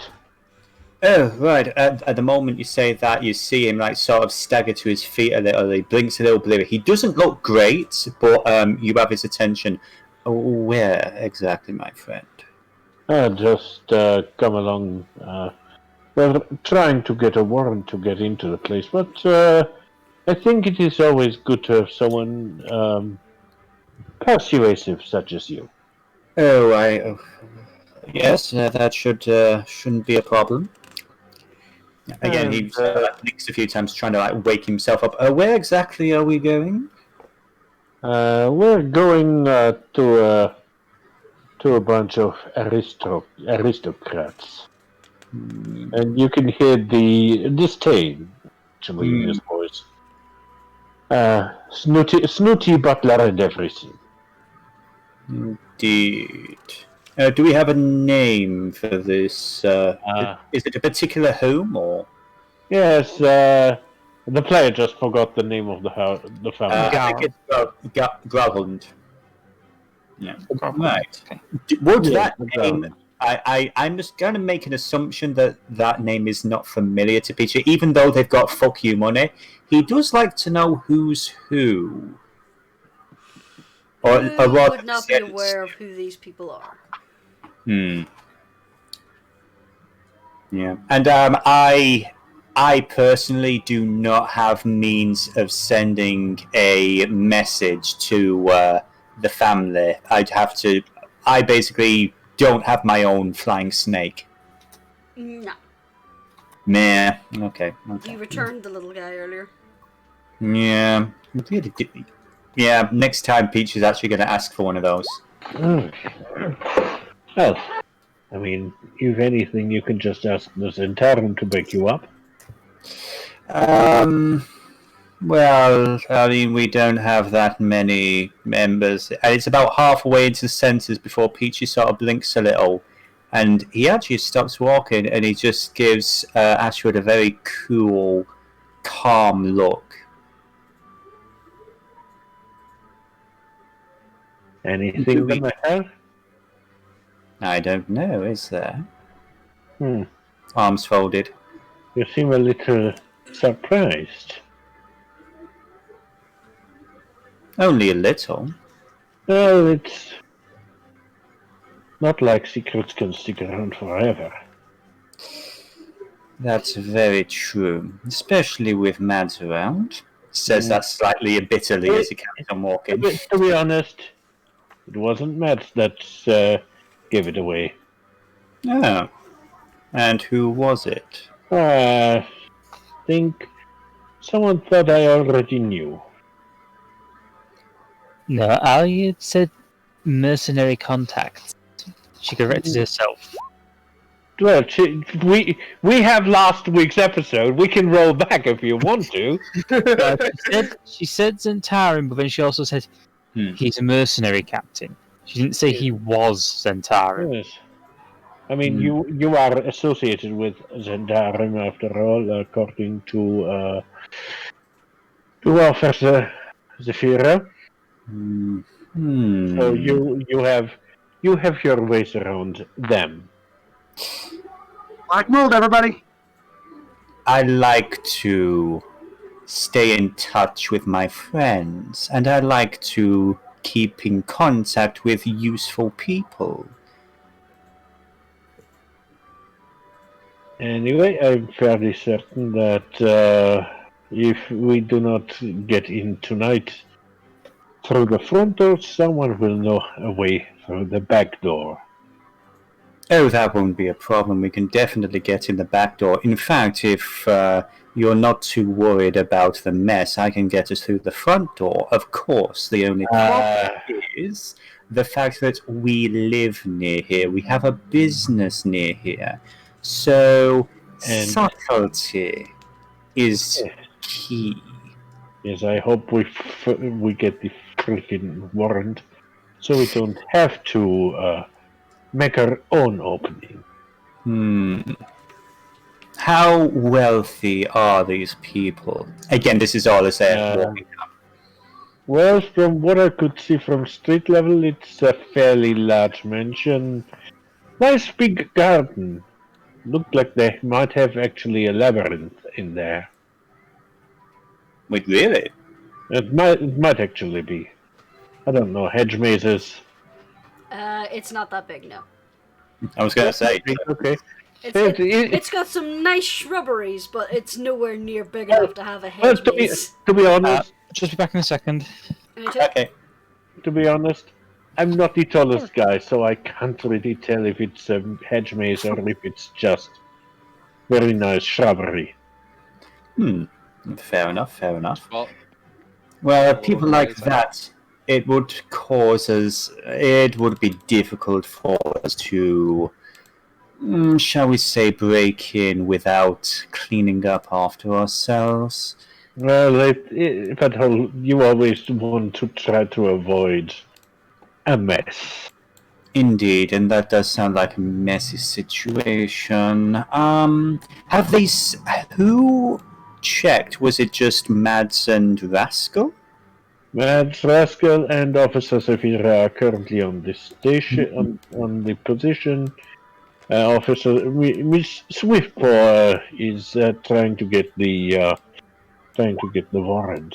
Unfortunately, those are some of our more recognizable members. So, were something unfortunate to happen to the back door, It it would reflect poorly on us, I understand. Exactly. So unfortunately, we'll have to be very polite. But not to worry, my friend. I can be very polite. That is why I got you. Much appreciated. So unless Ashton's got anything else to say? And just about that time, you see a hunter walking by Troskull Manor, just mumbling to herself, but fucking. Okay. Oh, Look like she was So, not while successful. Hunter was gone, Rascal and Yes. Alia, I want you to both roll me investigation checks. Ba-ba-ba-da. Oh! Rascal, you're having too much fun prestidigitating some people as they walk past. Yeah! Alia? I think Seth's away from the PC right now. Yeah, he just said. I missed that. Totally not trying to quickly reread the next section of the book or anything. So, Rascal, you're having a Yeah. lot of fun just pulling pranks on the aristocracy. It's great. You're putting mud and suspicious brown stains on the seats of their trousers. Yep. You're putting what looks like dandruff on the shoulders, rude marks and symbols on their backs. Mm-hmm. It's great. Until two guards start marching towards you. Oh. Meanwhile, isn't he like standing next to the snoozing Mads? Yeah. So Play some more music. you're sitting there. This man in a black tailcoat walks past. Pay no attention. You have your hand up. You're making the little hand gestures, giggling to yourself as this rather vulgar shape appears on his back, and you're giggling and tee-heeing. And then a shadow falls over you, and you glance up, and there's two guards. They look annoyed. Alia, like I say, she's basically been casing the mansion to find other ways in. Roll me an investigation Out, check I there. should say.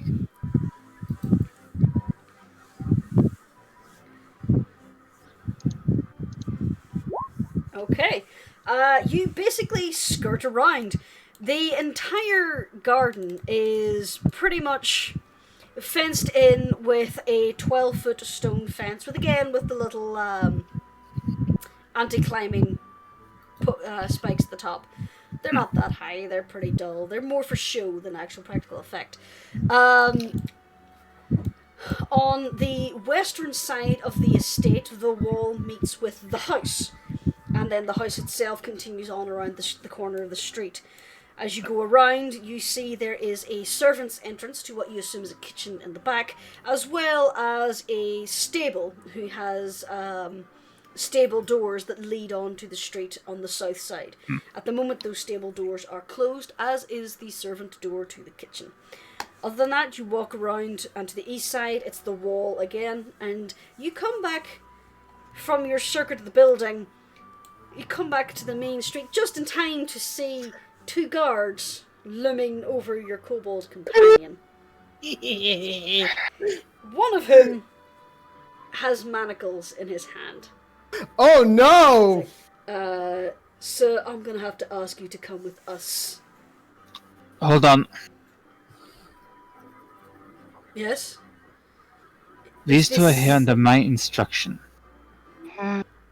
What? They're Can I under wake your up now? instruction. Hey, if you want, yeah, you can hear the voices. The guard turns to you and says they're under your instruction. Yes, they are temporarily deputized to me. And you take responsibility for their actions. What have they done? Well, I was about to place this little one under arrest for using magic against the consent of unsuspecting lords and ladies. Is using prestidigitation for a bit of fun really that big a crime? It's harmless. You are using magic without consent on citizens of the city. Rather influential citizens. Frankly, we were called when a judge walked into court with a cock and balls on the back of his jacket. I told you to keep an eye on this entrance to the house. No, Alright. Alia, listen. No, Chrissy, listen. Sometimes when Barry Bunny plays music, things just happen. I'm sure it wasn't on purpose. There was an accident. I asked him, officers, I asked him to play me music. I'm sure it was an accident. He plays music and it sometimes is a little naughty. It's true. I'm sure it wasn't on purpose. Did you accidentally do that again? You should have seen what he drew on me the other night. It was crazy. Enough! Yeah. Enough! Look, I will deal with these two. And who are you? Officer Zafira. Oh, and officer, you are aware that I am going to have to arrest someone who is committing a crime. It was an accident. Or maybe I did it. Maybe it was the... Guys, did that happen again? The thing that I do sometimes without meaning to? Did I do that again? Roll persuasion, Mads. With sorry. disadvantage. I'm sorry, everyone. I was just trying to make things better. Oh. Oh, I gotta get 2, huh? No, never mind. Yeah, roll your Wait, do I disadvantage. do... Oh, sorry. Boop. Yeah, you might get a 1. Yeah. Okay. The guard kind of looks at you, looks unimpressed, and he glances to his friend, and then just nods his head towards Rascal. The other one now steps forward, opening the manacles. It's like, sir, please cooperate. I don't suppose it's a fine I could pay instead? As a fine. darkens. There is a fine. Please spare me people to keep an eye on the back entrance to this house. Mads then, gets up and puts her hands in front of the manacles, to let herself be arrested. Wait. Ma'am, Hold please on. step aside. Hold on. I want to make sure I understand. It's not a choice between a fine or being arrested, it's a fine and arrest. Yes. You are vandalizing and assaulting lords and ladies. Rascal. That is technically not a crime. It is a crime against the city if we have vandalism against the city, not against lords and ladies. Destruction of property. Yeah. At this point, these guys, they can basically sense the heat of Ali's anger at this point. But technically, it would be littering more than anything. It's basically akin to you running over and rubbing paint on someone's clothes. Yeah. It takes your hands off in an hour. Paint doesn't. No, it doesn't. Mads. Not when you use it to magically soil or clean something. The only thing that lasts an hour is the scents, smells, and any magical markings on the stone. If you use it to intentionally soil something, it's soiled permanently until it's washed. Oh yeah, no, the player did a whoopsie. So basically, you may as well have been spray painting the stuff on the back of these people's clothes. Okay. And Mads is literally Mads is standing up now saying, "You can't take him away. I die if he gets more than 20 feet away from me." Well, then you're just going to have to follow us then, aren't you? Yeah, the manacles of course. are now clapped on Rascal's wrists, and one of them has taken your loot away from you. You Bye, everybody. fucking morons. So, Don't do Hunter, that. you return just in time to see your koboldy friend being led by the wrists What the fuck has he done? down the street with with a very distraught Mads following behind, and what looks like Alia about to have an aneurysm. What the fuck was he doing this time? I left them alone for 5 minutes while I checked for ways they could sneak something out. I will say, I was asking what was he doing? I don't know. Mads is. Sorry, go ahead. Busy. I was too busy doing my fucking job. And Mads is walking along, talking to the guard and saying, "It was the craziest adventure. You should have seen it. There was this dragon, and the dragon said, 'I curse you two to never be apart.' You see, we argued before, like an old married couple. We're not married yet, maybe sometime soon. But it was this dragon, and he said, since you argued like an old married couple, I now curse you that if you get 20 feet away from him, either one of you will die, so you have to work out all your problems." The dragon was trying to be helpful.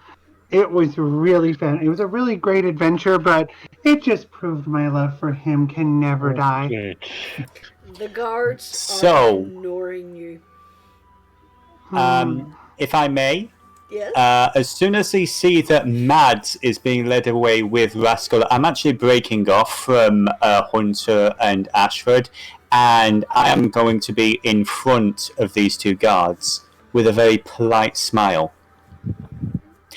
Hello, officers. I'm so sorry. Is there a reason my employer is in chains? Well, we're taking in this little vandal in, He's not a vandal. He's and a she's just wonderful following man. us because apparently she's insane. Indeed. When you say vandal, may I inquire as to the nature of this alleged crime? Destruction of property of the clothing of several residents in the area. Using magical means. Peachy just sort of like looks down at Rascal and raises an eyebrow. My only crime was disrupting the status quo. They were racist fucks. They really are. It's a real problem in society right now. There's so many people who don't understand that what matters is what's in your heart. Yeah, right, okay. Sure, we'll talk about social issues later, but right now he's been committing crimes. Really cool. We need to get him out of here. Sir, could you please step aside?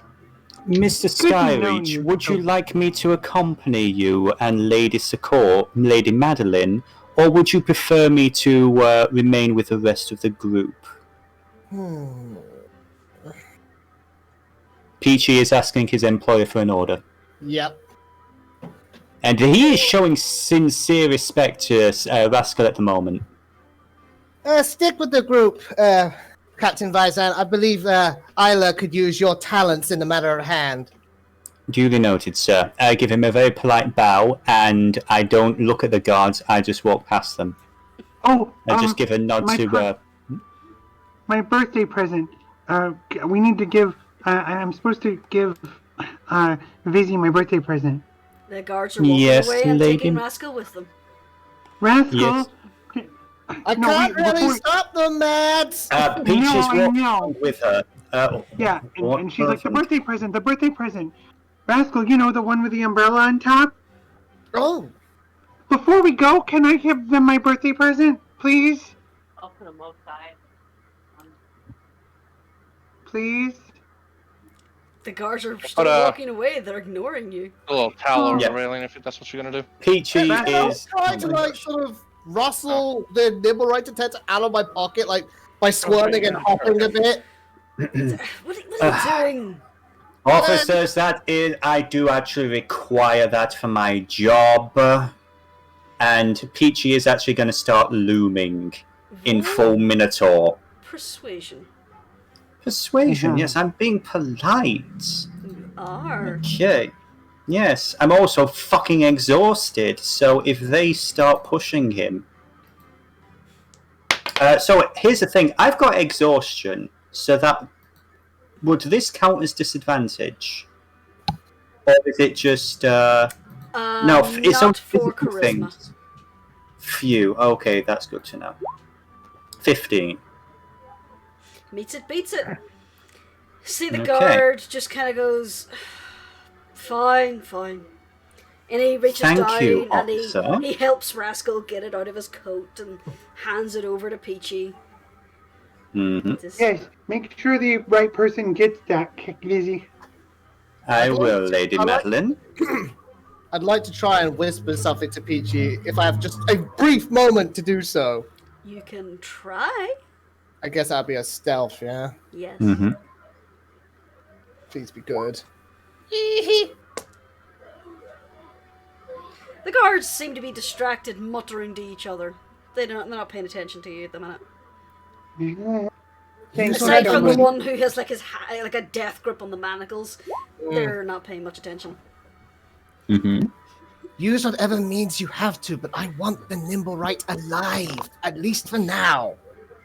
Mm-hmm. And that's it. What Peachy does with that is up to him. Right. Okay. Officers, and again, he's actually keeping pace. He's not stopping them. He's actually walking a bit away as they're going. What is the usual fee for this? The fine? Well, he's got a lot of people angry at him. A lot of people are going to be demanding the cost of cleaning. So quite frankly, it depends on how many people press charges. Peachy is looking more annoyed, but let's see. Rascal's just genuinely perplexed. It's like, it's just presentation. Lady Madeline, here's 5 platinum. Should you require anything else, let me know.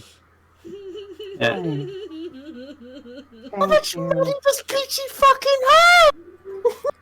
You have no idea. Well, actually, you do have an idea. He's been busy. Yeah. And she says, "Thank you. Please take care of everyone. I'll take care of That's Bunny. 5 platinum pieces deducted. You're so nice, Fizzy.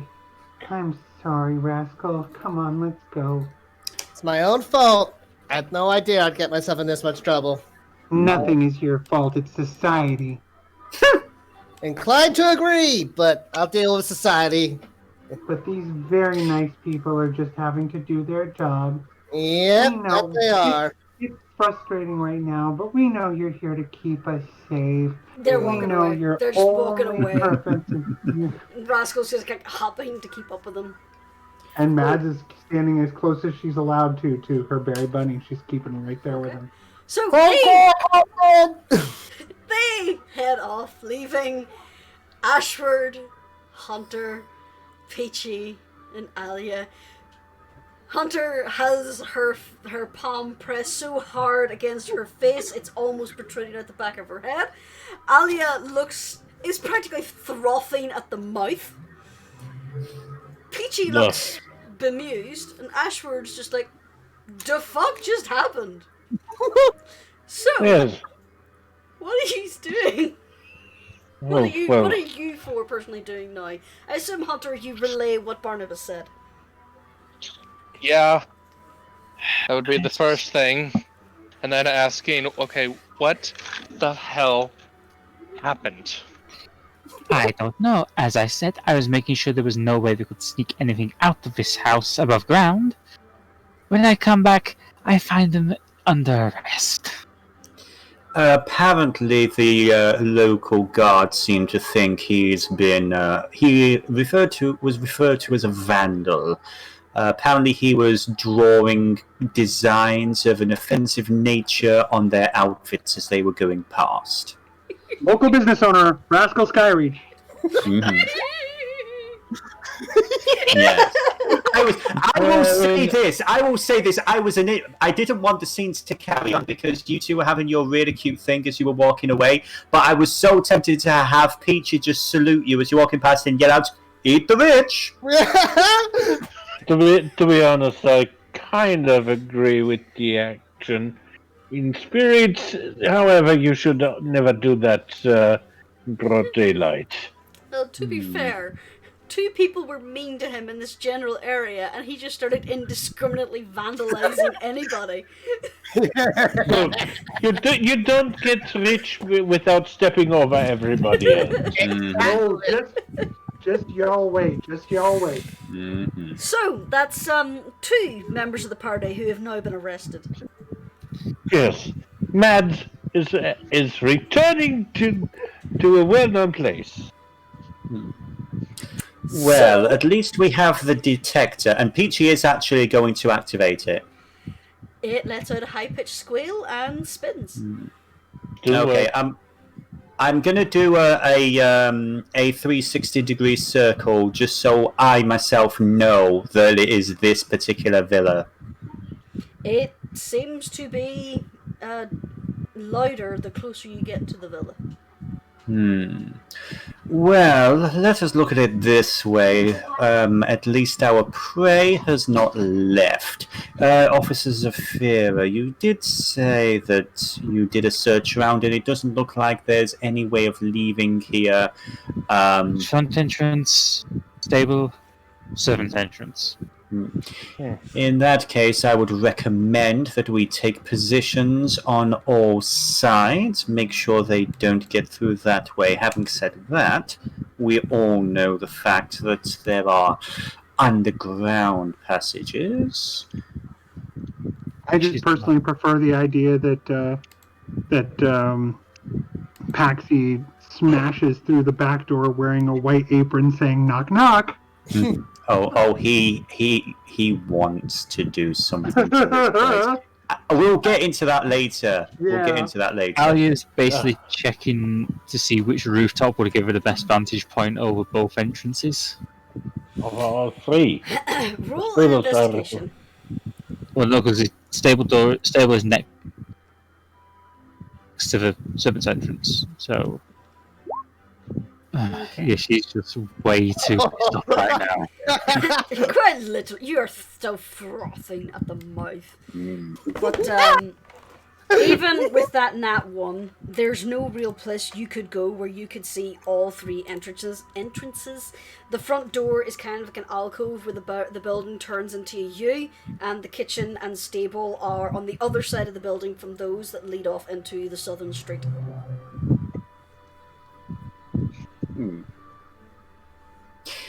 Well, as I say, I think we should probably split up. We should take different points. There's 4 of us now, yes? Yes. Okay, well, we can have one of us on each of the 3 points, and one of us, we can rotate around. So the 4th person can be interacting with, say, the front door for a bit, then they can go over and relieve the person on the side entrance. The side person can go over and chat with, the back entrance, and so on and so forth. Does that seem fair? Works for me. To be honest, I wouldn't be surprised if they're not moving. If they would be moving the Nimberite under the cover of darkness. It's just what people would do. Well, who wants to keep hold of the detector? Do you want me to keep hold of it, or do one of you 3 want it? I think it should be someone who is covering the back door, because there's only one front door where they could try coming out.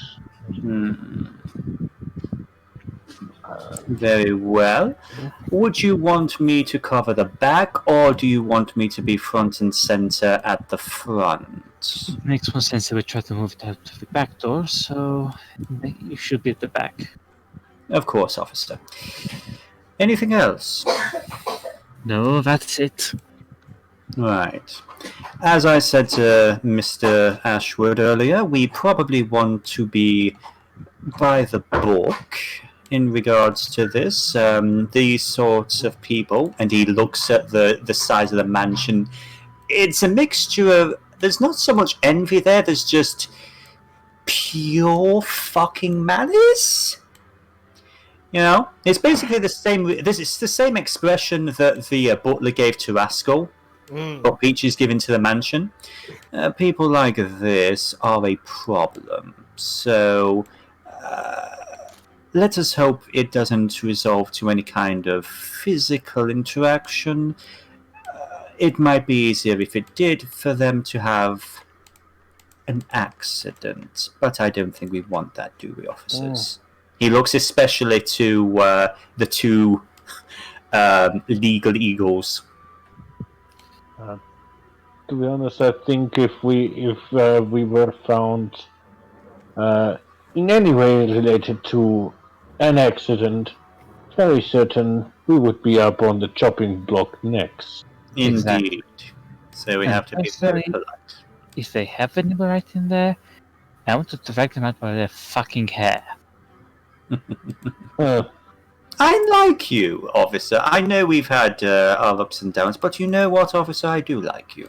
I do like the idea. Feeling is mutual, Captain Bison. Thank you. Alright. So if I understand this correctly, you're basically staking the place out? Mm-hmm. Yes. Okay. I wish you hadn't said that word. Stake. Well, it's Stake. just stick out. Is it- yeah. Are you happy now? Ooh, there you go. S-T-A-K-E, Alrighty then. not S-T-E-A-K. So, by the time you got settled up, and when Rascal was unfortunately detained, it was starting to move on to the early evening. So, things in the streets are winding down. People are returning home. The street, there is a constant flow of traffic in this street. It seems to be one of the main thoroughfares to get into the well-to-do area. There are carriages, riders on horseback, mostly wearing fine clothing. Every now and again, you see just people coming home, just looking tired from their day at the work. There's a fella with a barrister's wig just kind of tucked under his arm. It looks like a sadly deflated puppy. But as you watch the mansion, I would like you to make me perception checks. Perception. Totally not dragging this out as I set up a map. No. A regular perception. I also picture the people inside the mansion being like, "Okay, they're on to us. What is happening? Are they being arrested? Who's this? Who's this now? Who's the Minotaur? What is he drawing dicks on people? What the? I do not understand these people. Darling, the red bunny rabbit is being taken away. Oh, good.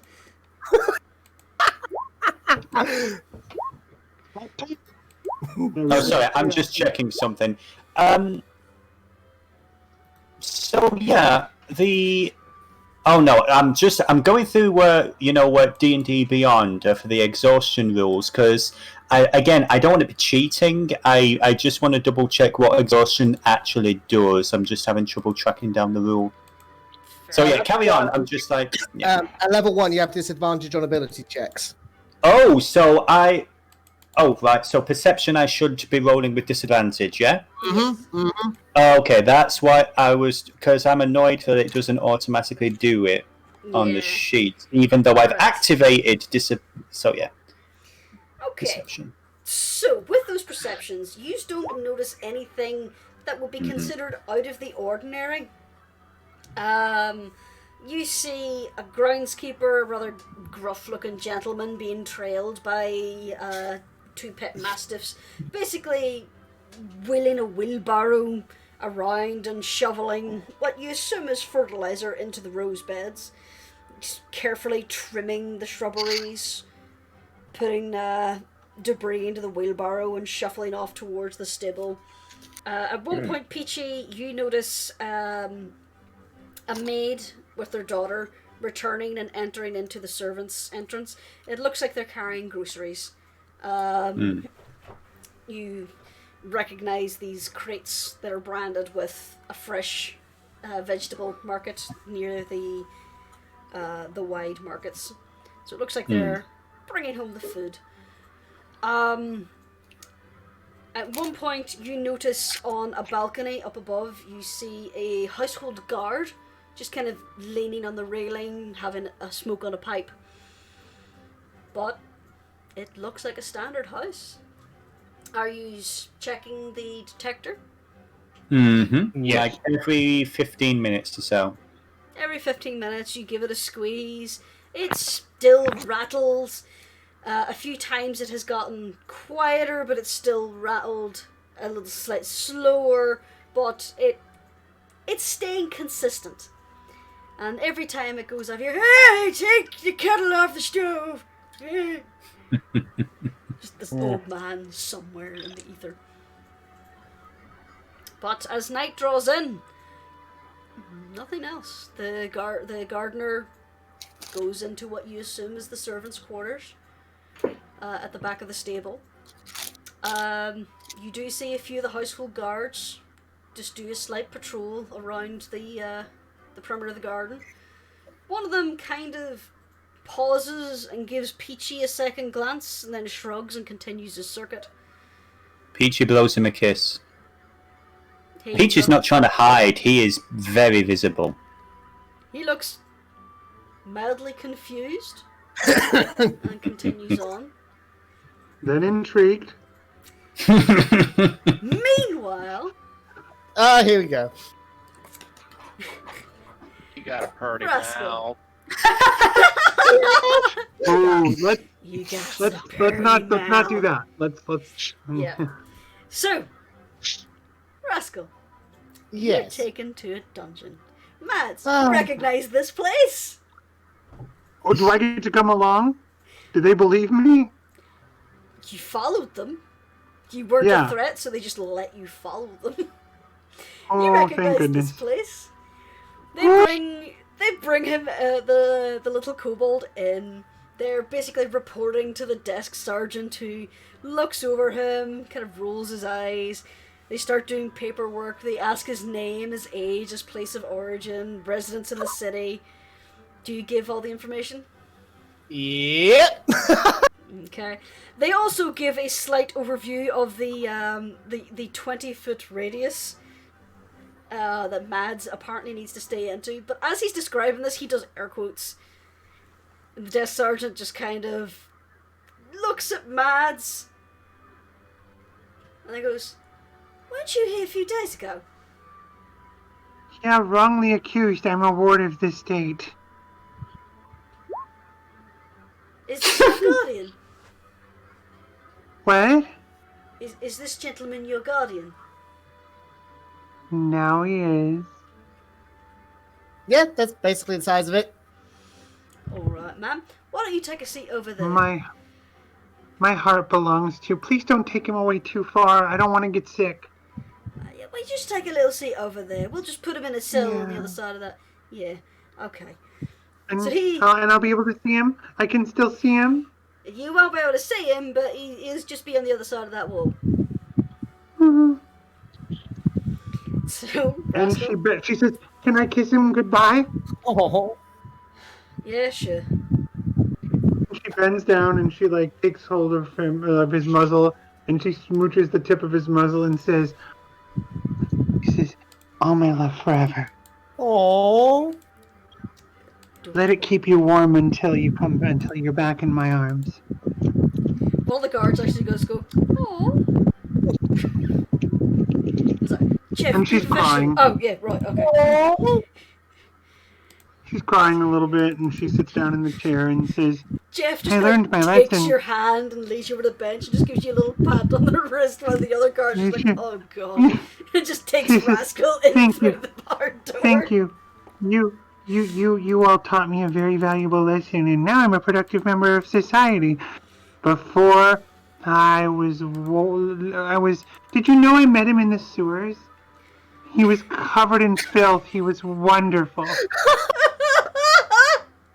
But you're kind of skipping a bit there, sweetie.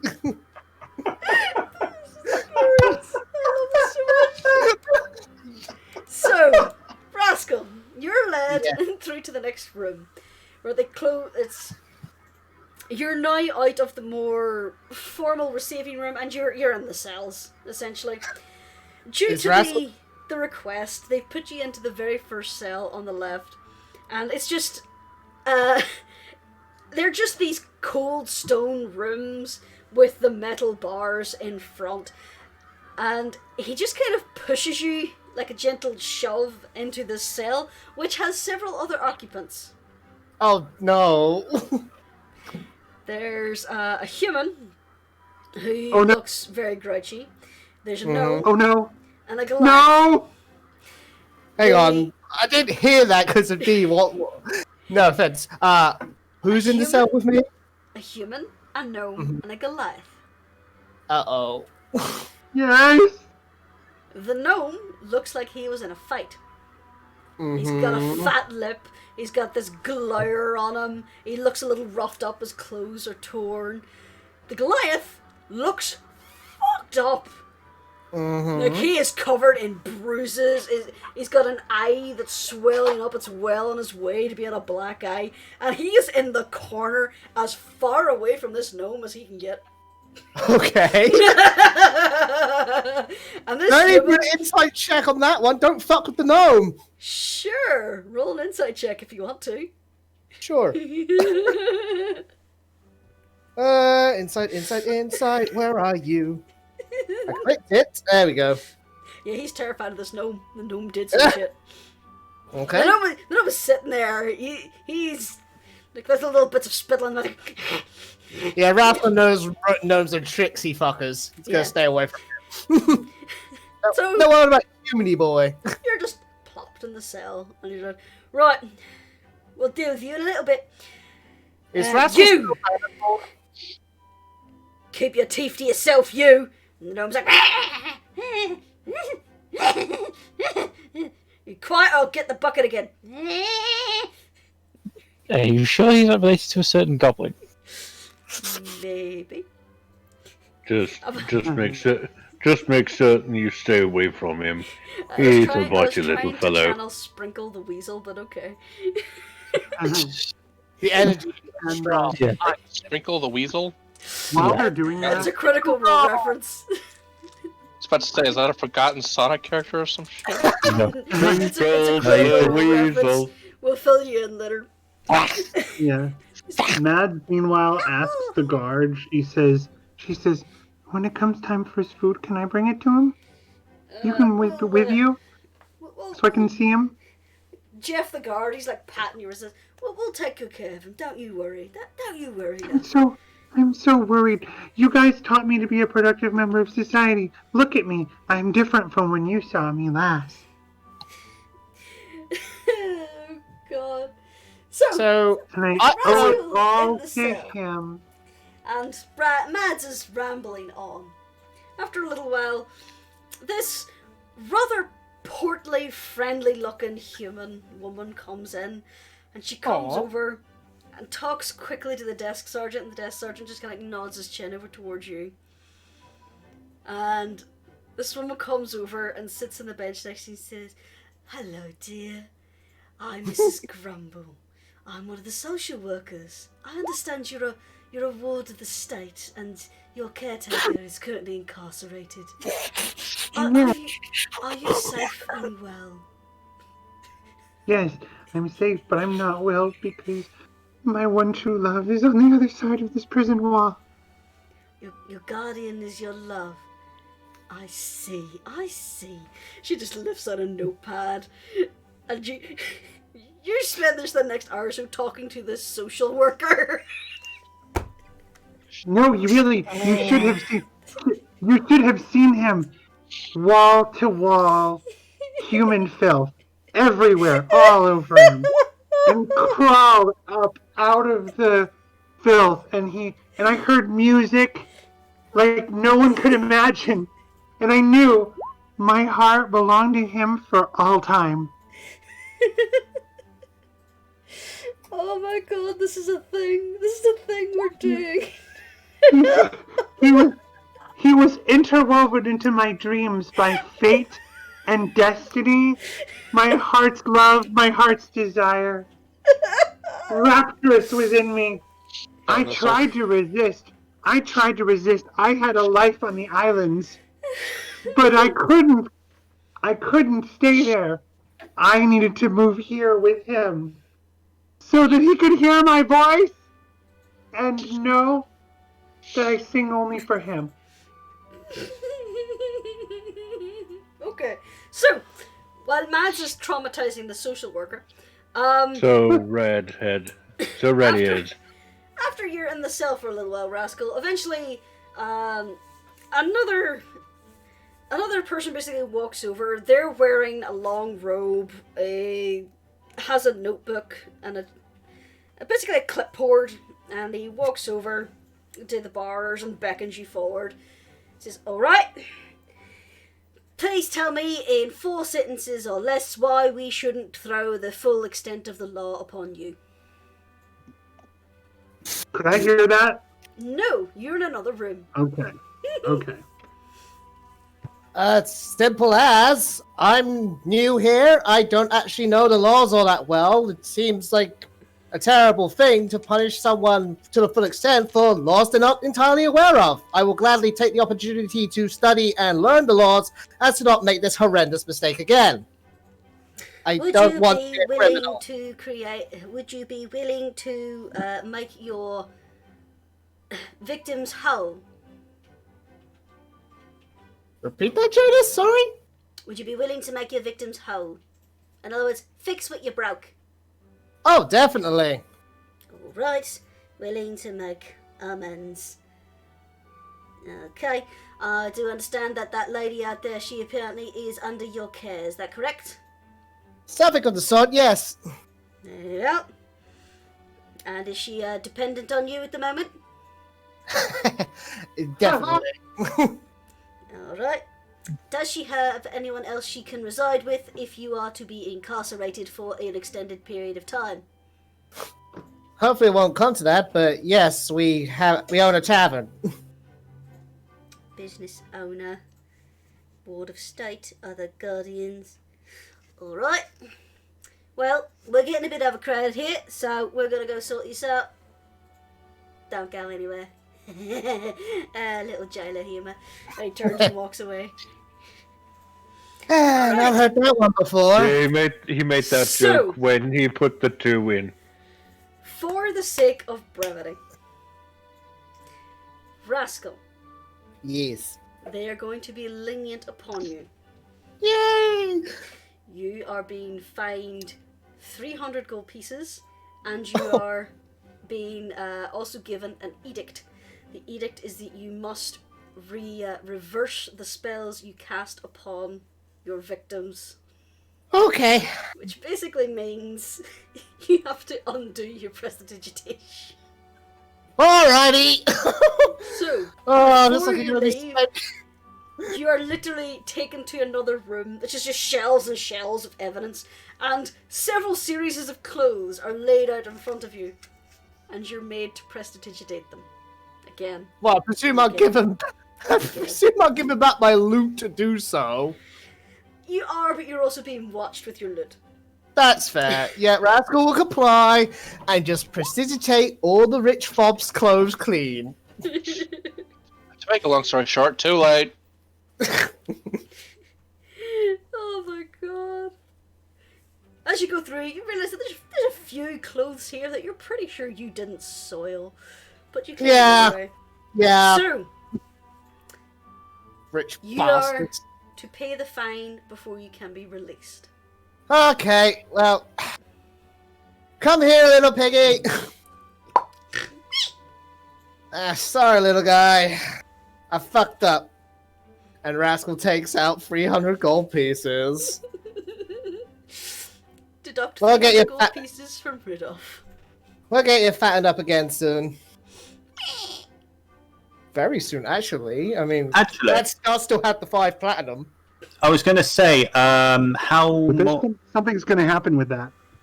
Okay. Well, hopefully Never mind, we never use mind. some of it in our like pig. Yeah, well, we'll see. Okay. So yes, the fine is paid. Okay.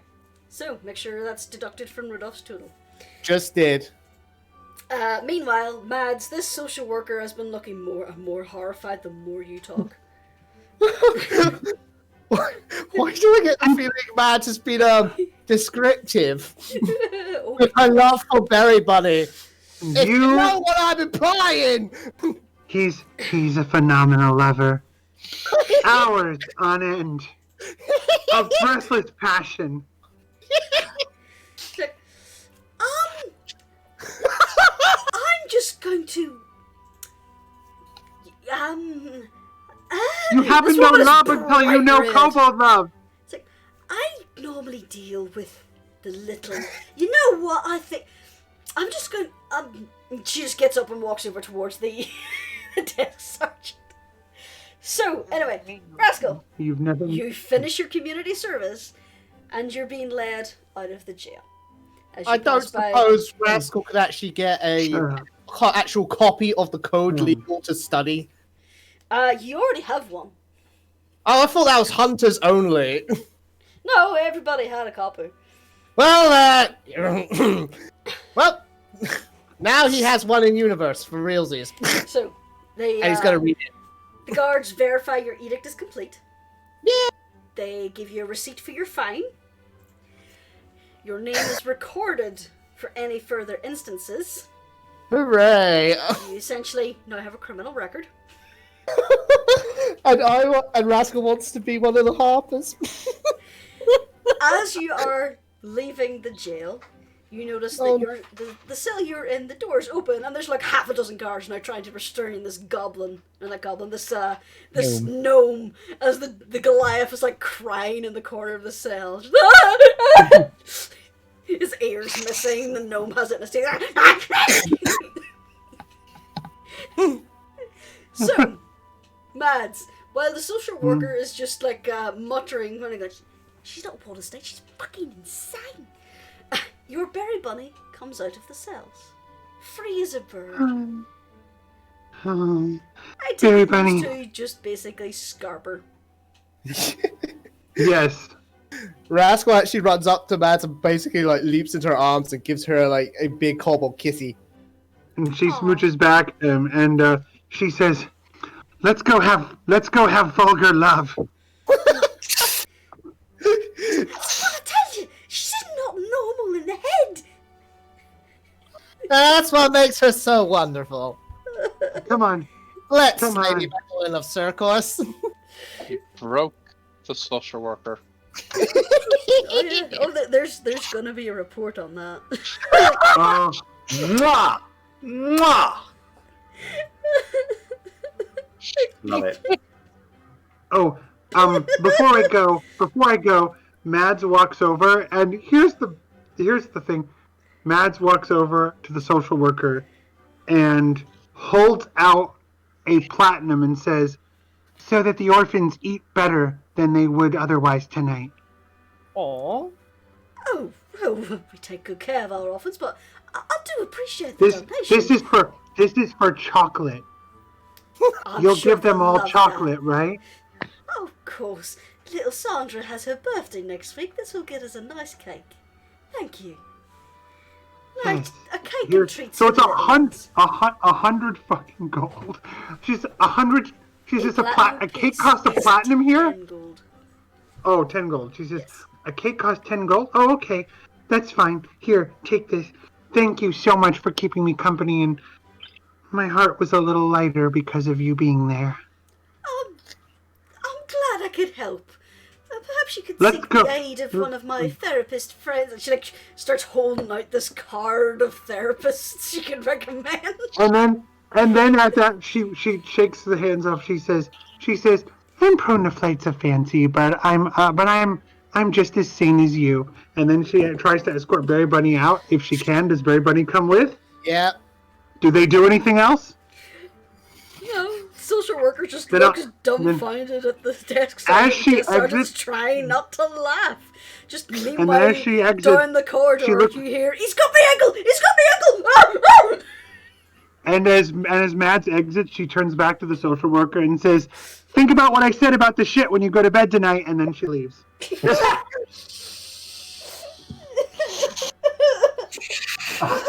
And here I thought, being put into a cell due to public intoxication, just because I had a little bit of a drink after work. I see you've been regaling the social worker with tales of our adventures. I see they enjoyed it. Let's make new ones right now. So, Kumar, about that improvising thing. You just got out of prison. It's been forever. So about that one.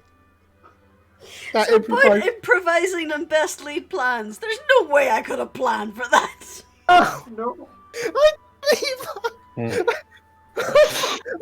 would be harmless. Well, you think it's harmless, and it bites you in the ass. You forget who you're dealing with. You're dealing with people who have fuck you money. People who have heads up their asses. It's so hard. I need to go to the loo. Yes. Talk amongst yourselves. Oh, I would assume that. I'm actually going to say this. In the time it took for Rascal to get all that sorted, night has fallen, and this has been around the same time yous have basically been watching the house. It is nearing midnight now by the time I assume Rascal and Mads are making their way back towards the villa, or are they heading straight back to the tavern? That's a question, because I literally just got out of jail. Do I want to potentially end up back in there? Or did the rest of the party give up their watch and return to the tavern? Oh, Alia is staying there. I'm staying here as well, even though I'm starting to have to fight against sleep. So, discuss. I'll be back in a moment. Okay. Sweet Jesus Christ, you guys. Yeah, Peachy is he is looking pretty rough around the edges at this point, but he is definitely he's not moving at all. He is matching every single gaze that falls on him, not trying to hide anything. He's just staring down this house and its occupants with calm malice. Let me also just say thank you to the other players for indulging that. I know that was a bit of an indulgent scene, so it means the world to me. But I had to be in character, and I really appreciate y'all putting up with it. And I just put Jeremiah in jail for drinking. Not really. I got arrested. Alia's basically found a place to hide and keep an eye on as much. Yeah. Mads heads back. As much as she can. Mads heads back, and she's urging them to return to the site of the crime, the scene of the crime, and she's every so often she's like saying like horrifically vulgar plans with Rascal, just like very casually, just like bending down every so often and saying, and then later, do, and then continuing on her way, and then and maybe, So you're trying to convince Rascal to go back to the place where he was literally just arrested at. Yep. She says, we've got to go back and help them.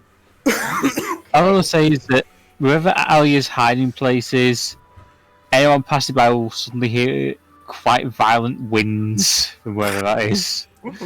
Are you watching the front or rear of the house? Alia's watching the rear. Oh, I thought you said Peachy was to watch the rear because he's three doors for people. Well, yeah, but the stable and the servants' entrance are in the same place, more or less. Oh, okay. So you're the stable, I'm the rear end. Yeah. Yes, and I am apparently the front end, and Hunter is filling in sometimes. Okay. Yep. So, midnight rolls around. You hear the distant graphic descriptions of the great, they're coming here. drift down the street as Mads and Rascal round the corner towards the front of the villa. Keep it down. The party is reunited. What do you do? I guess I have to fill the two of you in. Yeah, any luck? Also, what the fuck were you doing? Just Hey. trying to have a little fun with stuffed shirts, honestly. Didn't think it would Yeah. go this pear-shaped. Yeah, we're back Yeah. though. We're back. They can't hold us down. Yes. We're wild criminals. Don't say that out loud. We're wild criminals. But Alright. anyway, Ashford. So any news? Fill us in. Yeah. What did we miss? A whole bunch of Uh, excitement, right? You've solved the case. No, unfortunately not. No movement so far of the Nimble-Ride. Seems Captain Patsy has the detector. At this Um, point, do we know when the police are coming? At the earliest, probably early tomorrow. If we have very bad luck, it will take even longer. Hey, Rascal, I have an idea. I'm all ears. why do I have the feeling that it includes flying in, opening doors, and letting us in? I was going to suggest I could become a gnat and just look around, see if it's there. They won't notice the gnat. I like this plan. It's very likely to get. It's very unlikely to get me thrown back in jail. Yes. Please. That is, unless of course they have someone who is very good at gnat hunting. I would hope not. Gnats are really hard to spot.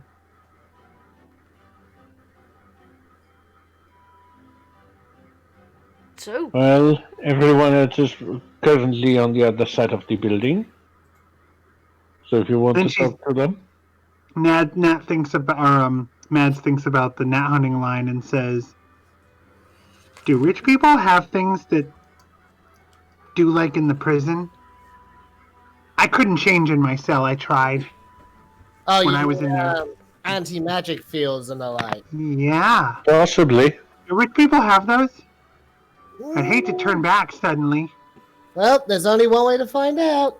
I'm sure casting Yeah. magic on myself isn't illegal. That's what Yeah. cast detect magic. On the house? It doesn't work like that. It's like within 30 feet of him. Oh, So- okay. So you probably Uh, detect the nimble right reader, obviously. Detector, rather. yeah. It's you on the detect other. the Nimblewright detector. You detect the few magical items you have. Hunter's Amulet. Brudoff is just glowing with magic as he's trotting along at your feet, looking very happy for having a little walk. Aww. You notice nothing else magical within the house. You do notice there's a little bit of illusion magic in a house somewhere behind you, but nothing else. There's illusion magic behind us, but nothing from our quarry. At least not as close as you are at the minute. Okay. So, you guys are all for it? Well, I'm currently the only one here up here in front with you. Well, I and, mean, you, Rascal, and you. I mean, You're both for it? let's go around and meet up with everyone else, and detect magic will still be up. So if there's something, Yeah, let's do it. Let's go check on the others. Yeah. Okay. You do that. I will still keep an eye on the front. Yeah. And then she heads over to the back.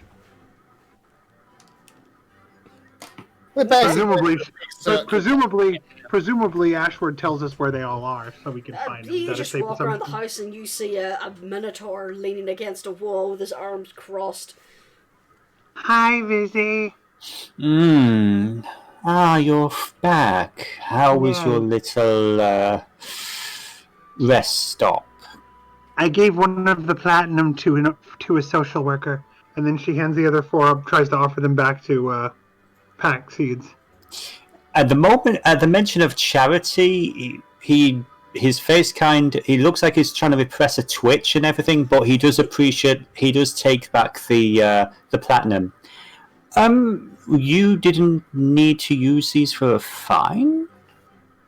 No. Paid it myself. It was 300 gold anyway. Yeah. No. So I here's what I'm apologize. thinking. I would assume I got one more wild shape back from napping that whole time. Is that a safe assumption? You got all your wild shapes back. Rascal, as you say, Yeah? I paid it myself. Rudolph bumps your leg disgruntledly. Okay. No, Rudolph paid it for me because he is a sweet, sweet thing. Sweet. Yes, he is. Yes, you are, Rudolph. Squirt, squirt, squirt, squirt, If you Rudolph squeaks want- happily. so if you don't want that platinum, Rudolph for sure appreciate it. Not a problem, of course. Whatever I can spare for the business, it is my pleasure. So yeah, Peachy takes that. Was it 4 platinum left? Yeah. Yeah. So add 4 platinum to the party funds. Okay. And then, Rudolph very excitedly munches up the platinum. and like he at really that enjoyed point, that. sorry, go ahead. It looks like he really enjoyed the platinum. Feel better, That- little buddy? There you go. And Mads fills pack seeds in on the plan. It's And not a nat or an bad plan. 8-bit or something like that. Which is what I was planning on doing before we got unfairly arrested by the filth. Yes. Not to worry, I'm sure at some point we'll have an opportunity to correct the scales. We can feed the orphans.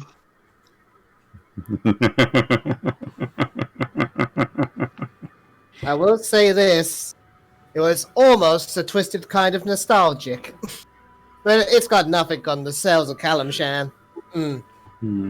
We don't really have time right now for it, but believe me, I can tell you stories of how kobolds are treated in this city. It is quite simply disgusting. In our city, kobolds will be treated like kings.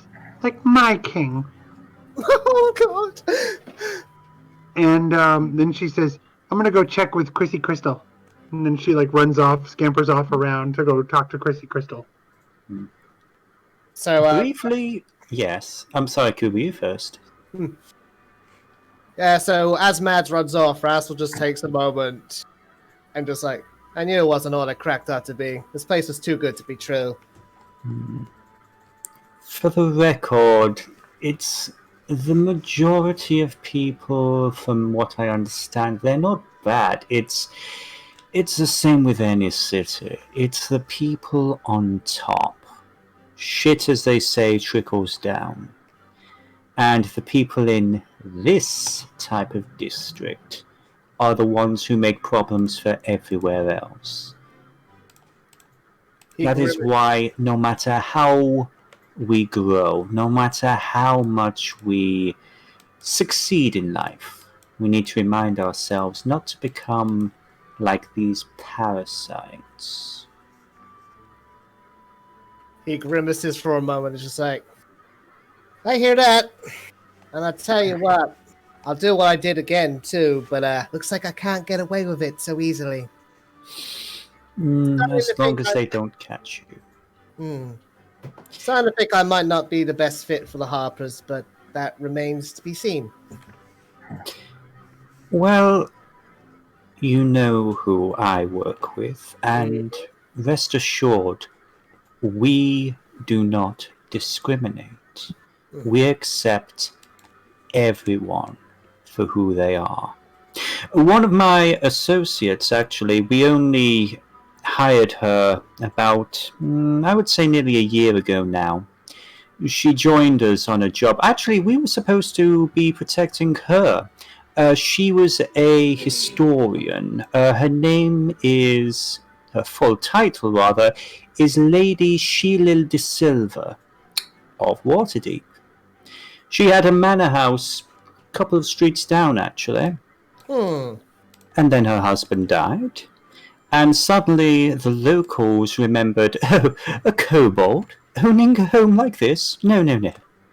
And they threw her out. She had nothing. So we helped take her in after our mutual employer disappeared. I'm glad you did that. I hope she's in a better place now. With better people. Oh, much better. Yes, my wife is currently with her. She's helping my wife with I suppose a pet project is the best way to describe it. A pet project. Oh dear. Yeah, that was kind of an unintentional. Yeah, you know what? Actually, that's an intentional reference there. Of course it is. Why would it is? We found this girl in. You know the details don't matter, but no, Lady De Silva has my respect, and rest assured, any disagreements that we may have, Mr. Skyreach, I want to be very clear on the matter. Our disagreements will never be racially based. I have nothing but respect for you, or who you are. It is simply, I think your values might be a little skewed. The Harpers are not the best organization for you to help build what you want to build. You want a presence in this city. You want a business. You want something that can support you and you can rely on. The Harpers are little more than spies who whisper in the ears of people that they think are influential. The Harpers, when you get right down to it, they don't have much real power. They only seem to be interested in helping their friends, people who think like them. We, on the other hand, are a business. We are very clear about our terms. We accept all comers, and we serve all comers equally. If you pay us, the job is done. No favors or, well, I say that, but we don't discriminate people based on whether we like them or not, whether we think they're worthy of our time. That having been said, I don't think that you should discount the Harpers completely. It's up to you, but I certainly do know that my associates in the family would be very grateful if you were able to, on occasion, provide information to us about what the Harpers are doing. But that is a discussion for another day, and it is your decision to make. But I will be very clear, our doors are always open, and we do not discriminate. I don't mind being honest with you, especially after earlier. You had my back then.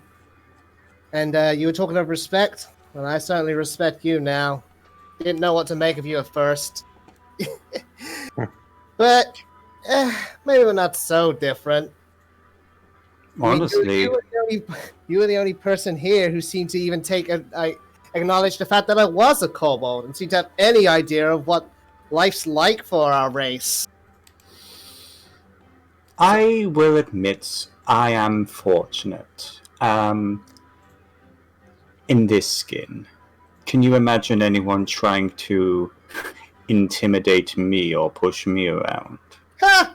It's their funeral. Exactly. But as you mentioned about your past in... I'm so sorry, I don't know the exact city that you're from, but the fighting pits? Calumport, charmingly named the city of slaves. They're very proud about what they do down there. Indeed. You see genuine distaste on his face as he says that. Well, rest assured, if what you said was true, and I have no reason to disprove it, you're a far more capable killer than I am. So, Mr. Skyreach, you lead, I follow. I'll lead, and I trust you to have my back, Captain Of course. Viten. gives him a polite nod. And Rascal nods back. And catches up with Mads. Woo! Meanwhile, So, Alia, as you are brooding, She rolled a 20 on stealth. So, alright then, as you wander down the street looking for Miss Crystal and you can't find her. So, Alia, as you're brooding in your hiding space, you just feel a migraine coming on by proxy. As you glance over and you just see the looming shadow of Mads, you're like, I assume Hunter is nearby you as well. Yeah? I would say so. Alright then. Is Hunter hiding? If she has any sense. Are you hiding, Hunter? I see. maybe AFK. Yeah, possibly. Alright. Okay, so what's going to happen at this we'll point? assume that Hunter is hiding nearby. But, Yeah, that's fine. She says, I don't see him. Well, okay, here goes. Yeah, your migraine intensifies. Something stupid's about to happen.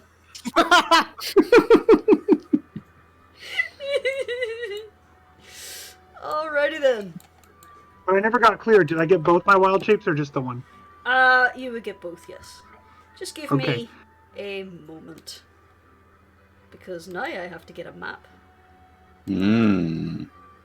I totally haven't been scrambling to get this map ready because I wasn't expecting you to fucking find this place in the first place you check. Why would That- we not logically start like close to Okay. our home, really? Can I just point out, y'all? The best strategy has come from the maniac. Yeah. I'm just gonna say it flat out. She knows how to do all this stuff because she does all this stuff for fun. I'd also like to remind the player, out of character, that the last time she pulled this stunt, way back in episode 1, she nearly died. Yep. She hasn't forgotten. And yet, we might not be able to come save you this time, because you're much got a far plan. away. She's got a plan. Okay. I swear to God. Rule 20. There we are. Ah, Okay. yes, So, the enemy of all role-playing. I assume you're trying to sneak in the back. Yeah, she's going to turn into a fruit fly. A fruit fly. The smallest bug that I can think of. Rascal, or not Rascal. Ashward, did you stay around the front or did you follow them around? I think he's AFK at the moment. Yeah. God damn it. Alright. So, Kuba. Alright then. So, let me just bring you guys onto Le Map. Diddly, diddly, diddly. These are about halfway down the page.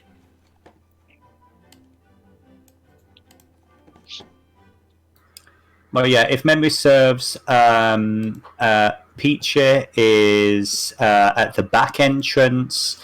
Zafira is by the stable. I think Hunter's with her. And then Ashford is at the front entrance. Okay. We just move Ashford up there. On Azunio. I would say you two are roughly about there. Okay. So, Mads. Yes. Ashford, you are currently up at the front of the house. Everyone else is at the back. Yes. So, over here you have the stable doors. Which are actually supposed to be technically closed. Just let me close those off. I don't see them, of course, because I'm in the front. Yep. So, over here are the stable doors, which are currently closed. You hear the shuffling of horses. Over here is the kitchen door that leads directly into the house. In front of you is the wall that is 12 feet high. So here's the question. Window? You see all the windows there. They are leaded windows, which means they are fixed panes. But as you look around, every single one of them has heavy blinds drawn. So you can't see through them. Okay. No, of course. But they are windows. That's what she wants to confirm. Yes. Are they barred? They're not Can we tell barred. from the outside? They don't look like they have iron bars on them, but they are basically what's described as leaded windows. These are small enough that Rascal would have to squeeze to wiggle in, and they are fixed panes. These are not designed to open. Did she see any big windows that she could jump back out through if she was in trouble? No. Not on this side. Okay. She says, and where's the entrance? Where's the back door? Back door, or is it just a stable? Right here. Okay. Right in front of you. So out of character, is it too late for us to actually, just ask Mads to be careful, not get caught, just do a recon? Yeah, it's too late. No, I wouldn't think it's too late because Mads would have told Rascal she's going to be careful. It won't be like last time because despite the out of character comment, Mads is thinking about the arrows in her back. Mm-hmm. There we go. She is. There we go. All right. So she is going to. Hang on. One more thing. Would Mads like the nimble right detector? As a gnat, idea. she would not be able to carry it. She could store it. She could store it, and then she'd turn into a gnat. But she says there's no point because I'd have to turn back to use it. It would be ridiculously loud. True, and it would be incriminating. So, haha. Exactly. You haven't checked that for So a while. she's.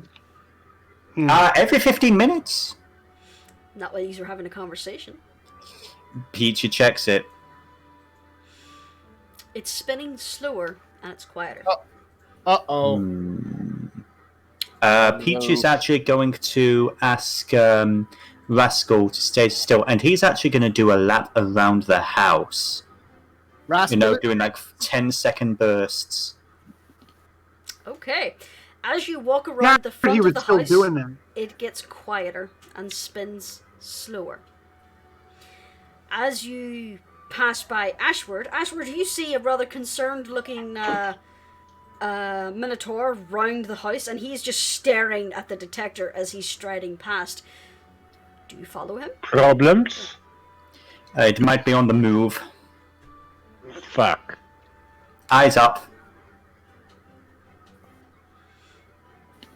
No movement here so far. Must be moving around the ground. Yeah, Peachy would have already... Peachy's gone. Like I say, he hasn't Alright. stopped. As you walk around the side of the house, again, all the windows are closed over, so even if you try and peek in, all the blinds are closed. You can see chinks of light. Someone is on the ground floor. As you move closer to the back of the house, it picks up again, and the noise gets louder. Mm-hmm. But it's not as loud as it was earlier in the day. You do, however, hear someone shout, "Shut the fuck up!" out the window. Because it's midnight. Now, is this coming from the house we're watching?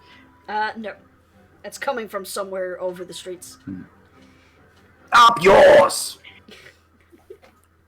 Carry on. Alright, so while Peachy is returning back round, Mads, you're now a gnat. Fruit What do you fly, or something small and quick. Okay. You are a small flying creature. What do you do? She's gonna try to go under the door. Alrighty then. Before she changed, she would have looked to make sure she could. Yeah, there's a crack under the door you could easily get through. Yep. So, you fly into the kitchen. Oh hell. Oh, Shiza! You enter into the kitchen, and a familiar smell just overwhelms you. It takes you a moment to gather your senses as you realize what it is. It's blood. It's a lot of blood. You land and orientate yourself so you can look around. And lying on the floor, you see the corpses of what appears to be two servants. One of which appears to be a small girl. Oh. oh shit. The moment she sees the small girl, what's this? Is this blocking the door? No. The door is down where Specky is. Does it look like she could, if she turns back into human right away and opens that door, that... Let me double check. Yeah. That it looks, I mean, I would hope it would have a latch on the inside that she could see, like, okay, I can just pop this open right now. Apparently that's the pantry and not the kitchen, so just let me read that. There is a bar, a wooden bar that holds the door currently closed. If you change back into a human form, you could lift that up. Instantaneously, she is going to turn back into human, open the door, and call out... She's going to call out... Is this a woman or a man? It is a man. It is the man who snootily turned you away from the gate earlier on. Okay, so she's going to open it up, turn into human, open it up, and call out loudly, "Dead man, dead child." Okay, the door should now be open. Do I hear that? Going to... I would say yes. As you... And she is not waiting, sorry. You followed Vizan around the back, so I'm just going to drag you over. Yeah, well, you do that. But not into the garden. Yeah, Gone. I lost you. There we are. As he's going to follow the trail of blood. Fuck. She has a thunder wave prepared. So, question for the DM, because Peach is running around the side of the house. He was actually checking to see if basically, he's following the detector. Is he getting the impression that it's moved to a different house, or is it still this house? Because that's what his focus is. Roll me an investigation. Investigation. Again, I'm assuming disadvantage because I mean, at this point, here's the question: do I have a second level of exhaustion? Soon, not yet, but soon. Okay, that's fair. That is fair. So, investigation with disadvantage. That would be a 9. You're not entirely sure. As you're sitting trying to figure this out, you just get to the back of the house again, and Mads just flings this door open, and you hear the words "dead child," and you are just, what? Alia comes out from behind, place, says to Storm, "Get to the back. Use your gun. Get back up." Where's your token, Alia? I don't know. That's what I said before. Yeah, she was here. She was here. So has she gone, like, in the space between spaces? Has she gone into the building? No. Oh, there she is. There we are. There you are. I just put a new token on for her. Okay. Okay. Ali's going to rush to the end. And she's going to start investigating, basically. Do we want to do this turn order wise, or? Yes, I would like you to do dungeon rules one at a time. What you want to do. Okay. So, Zafira, roll me an investigation. Okay, you look around and you see that there's a door here, there's a door here. The blood trail leads into the kitchen. From the looks of it, it looks like the butler was attempting to protect the child. The wound... There's a wound on his stomach. Doesn't look like it was the fatal wound, but it does match up at the same height of the blow that killed the child. So he was probably trying to shield the wound. And he crawled in here, where they unfortunately both passed. Should have let us in. Hopefully, Hunter's going to basically take Ali's suggestion and call for backup. I don't think Hunter has the flare gun. That'll be Rascal that still has that. No, Hunter has Hunter has a phone. Okay, good, because I'd probably get arrested for using it. Okay. So that was Alia's turn. Next up, Ashward. Ashwood is making his way as well. Stands Well, yeah, he's not stepping in. We gotta make certain that we don't mess this scene up. Okay. It will.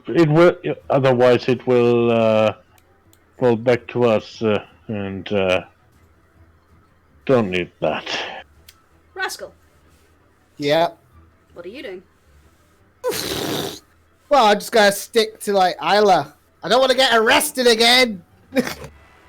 she's probably going to be the only source of credibility I have right now for being here again. Do you go inside or are you staying outside? I mean,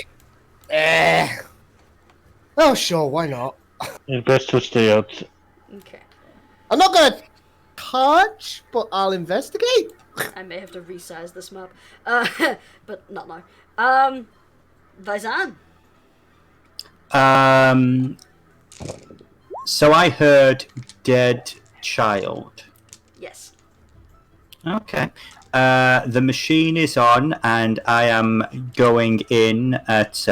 I'm basically using my dash action. That's going to be 5, 10, 15, 20, 25, 30, 35, 40, 45. You're rushing through the shrubbery. Oh yeah, there is no shrubbery anymore. That's grass. Sorry, that's not a hedge. That's okay. It could have passed us a hedge. Yeah. But anyway, yeah, he's basically in here and he's waving the thing around to try and figure out a direction.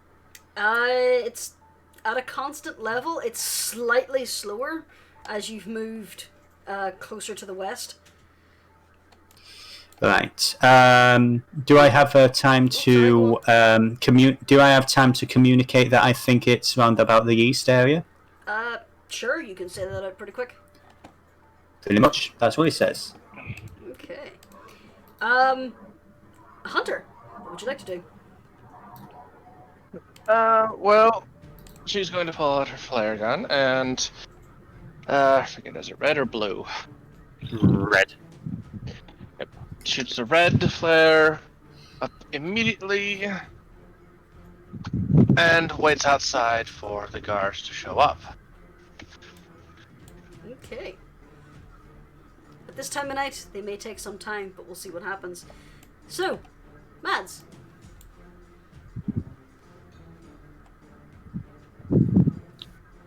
D. Did we lose D? No, I'm here. Oh, there. What would Mads like to do? Okay. Is this open or closed? The doors are closed. She says, Alia, or not Alia, she says, Chrissy, come with me. And she, moves to try to open this door. Okay. The door is unlocked and it swings open to your touch. And she passes through. She's been keeping a thunder wave ready, but, she's also, and she's heading in, and at this point she goes, You enter into a She goes- kitchen. and she says, she looks back at Alia and says, I'm gonna track. Stay with me for doors. And she uses her second wild shape to become a bloodhound.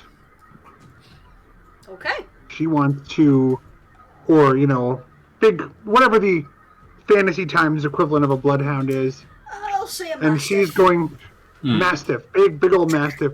And she literally says, I'm gonna track. Stay with me to open doors. And she uses her second wild shape, and she tries to. She's gonna be sniffing for a machine or any kind of weird creature. She's gonna try to sniff the spectrum.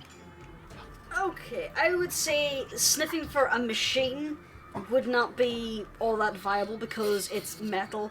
It doesn't really give off a distinctive yeah. scent. I was thinking oil and stuff like that, but Okay, so I have the Mastiff stats here. Could you roll me a perception check, which is for the Mastiff a D20 plus 3. Okay. Trying to bring up my D20 here. I can do that for you, D, if you like. So 8. Okay, you are a big old pupper. You take several deep sniffs. You smell the unfortunate victims in the southern room. Their blood is just filling the air. You can smell more blood from this door. From this door, you smell grass, leaves, other dogs. Wolf. She goes over to this door The north and one? paws at it, yeah. Okay. She's hunting for more blood. Alia makes her way to the door and opens it. Okay. You open up the door. Boop.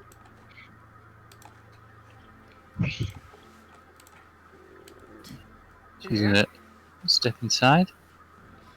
As you step inside, you do see a blood trail is leading around this corner. Alia's Dad is going to be following it, but I'm stuck in the door. I was going to say, are we... how far can we go? Well, I am about to end Alia's turn now, so everyone else can go. Alia, you round the corner at the bottom of the servants' stairs, and you see the woman you'd seen earlier on returning with the groceries. It looks like she has been... It looks like her throat had been slit after she had fallen down the stairs. Whether she was pushed or fallen, you don't know. So, back round. Ashford, what are you doing? I am thinking hard whether or not I should enter or not. Because, on one hand, crime scene on the other hand. Want to figure this shit out. So, after some hesitation, Ashwood is making his way in, and is going to get himself into the kitchen. Okay. You head into the kitchen. You see Mads is kind of pawing around. You can see Alia leaning over something you can't see from this angle, but you can see the blood. Great, at least 3 victims now. Great. Is there anything else you'd like to do?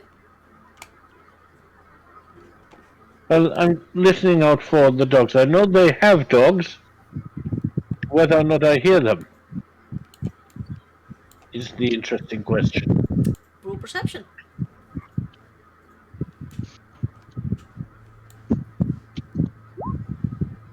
You don't hear the dogs.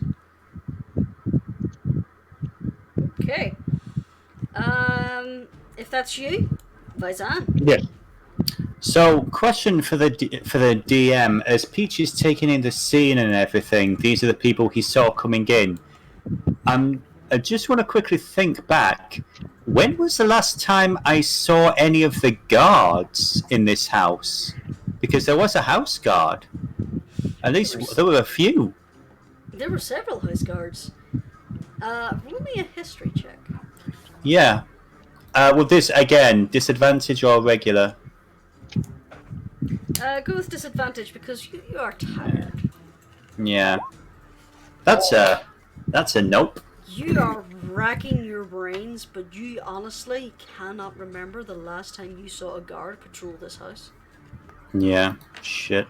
Okay.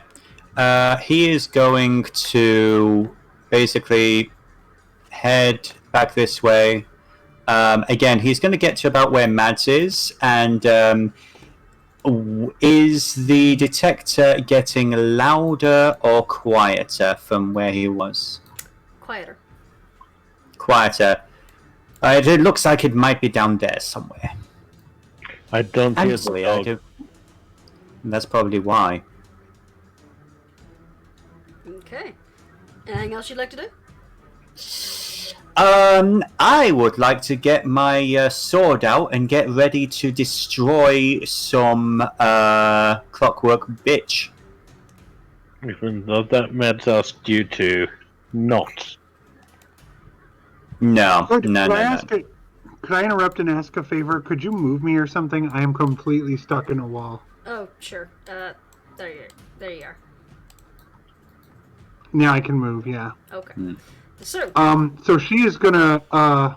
before we get back to you there, Mads, quick I'm recap. sorry. There's a door here. There's a door here. Oops. Sorry, Zafira. Rascal, Yo, it's your turn. Rascal wants the nimble right detector. Peachy hands it over. Hey, Run over to the Minotaur, jump up and down with little grabby hands like a child. yes. Now then, Yeah, Peachy hands it over. I'm sure Rascal's not thinking about how all these people might be alive if he hadn't prestidigitated all those people. Why would he think Oh my god, why would you think that? Because Mads would have tried her plan much earlier. And Okay. anyway, Rascal, what are you going to do now that you have this? So, from what we could tell, it's gotten quieter when heading in this direction, yeah? Yes. Okay.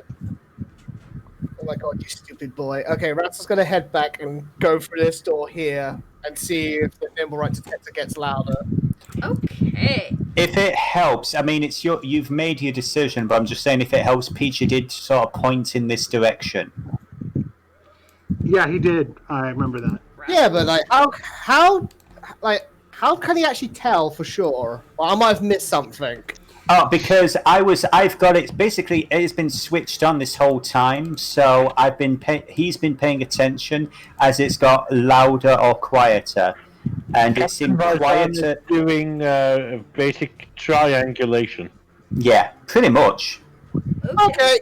Do you still Would the open the door? DM would the DM agree with that assessment? You don't know. Oh, great. You don't know. Fine, you know what? I will go outside and keep using the nimble right detector. It's getting quieter. Damn it!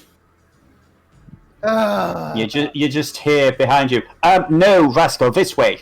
fine. Is that the only door? As you start, no, there's the door you started to go through before, Yeah. and there's another one up here, but you haven't seen that yet.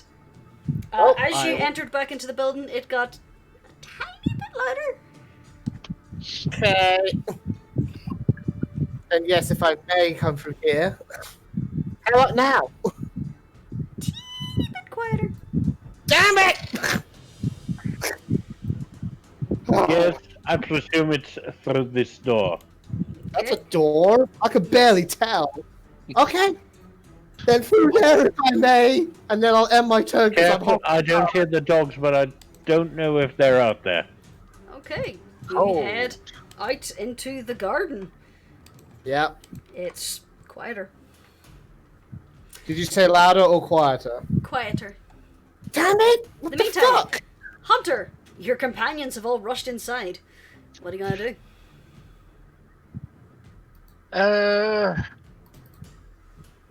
How big is this place? It's a fairly sizable house. Okay.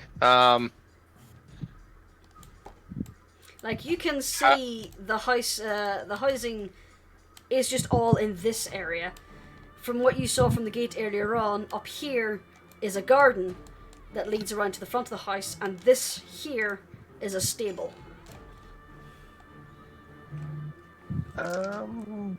Let's see. Could I climb up on the roof of the house and see?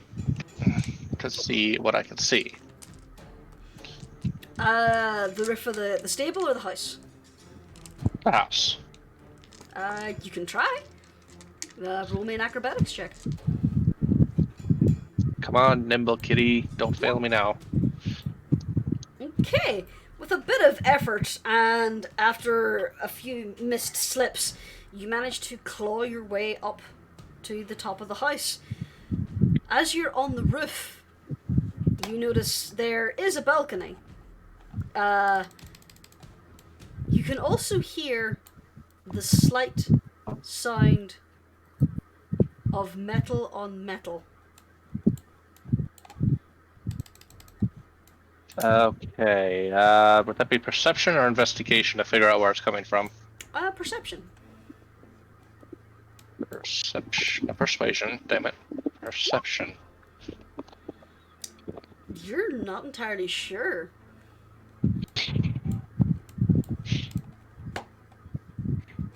Okay, I is good investigator.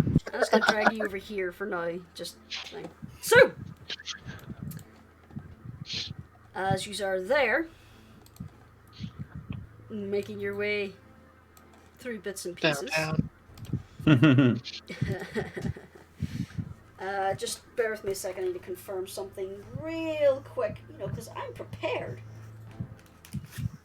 You are not prepared. Calm down there, then. Who is ever prepared? Your lack of preparedness is the one thing you have to be prepared for. That's the lesson I've learned as a DM. Ashward, does Yes. 17 hit you? Yes. Okay.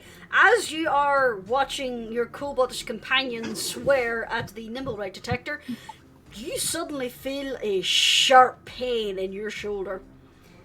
You've been shot. Someone shot me. Ow. Where's my D10? What? That's my D10. Remarkably understated even for you, Ashford. You take 6 points of piercing damage. Oh shit. Mm-mm. The Josh. fuck? Which direction the... You say does Ashford know which direction the arrow is in? It's from behind him. My favorite part of this meanwhile- is that Ashford warned me not to get shot. Yeah. Meanwhile, Alia, as you are crouched down, looking at the corpse of the poor woman ahead of you, the door opens. And you look up just in time to see the metal head of a mace coming down towards your head. Does a 17 hit you? It does. Okay. You get just clobbered on the head with a mace. And you take 5 points of bludgeoning damage. I would now like everybody to roll initiative. It would be Oh, a pleasure. yeah. Oh, Rascal, come on, Fucking dude. ambush. It's not actually an ambush if we break in. Yeah. The Nimblewright detector makes a lot of noise. Yes. Yeah. It occurred to me that after running around in a panic and it getting quieted, maybe this thing is invisible. I don't know. I'm having an issue. Mm-mm. yeah. What's up? Sorry. Something weird just happened with my... I got a 17 initiative if it didn't Okay. show up. I'll get you. Oh no, we see it. We see it. Did show up. Okay, Oh, good. there it is. Okay. Descending. Okay. Oh. First up, top of the round, Ashford. Ow! What are you gonna do about it? Ooh. Do I have a rough idea from where it came? From behind you, you can turn around. That's what I do. All right. You turn around and you can see just through the doorway there is a man here. He's got a mace at his belt and he's currently holding a heavy crossbow. The mace and his hands and boots are covered in blood. He's wearing a mask. And he doesn't look like he belongs in this house. You don't say. What? Hi, Lucy. You okay, baby? You shoot me, I kill you. Two things will happen in relatively quick succession if I'm not entirely stupid, which is always possible. Go on. If I'm not mistaken... No, wait, that's action.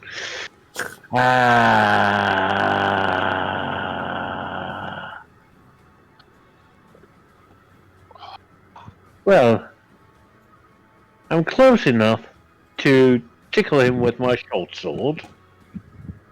You do more than tickle him. Okay. One move of 9. 9. I'm afraid a 9 does not hit.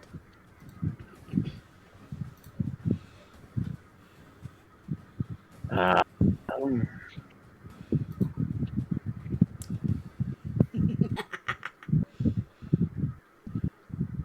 So this is the first time the whole party has seen combat since the tragic passing of Sammy Meadows.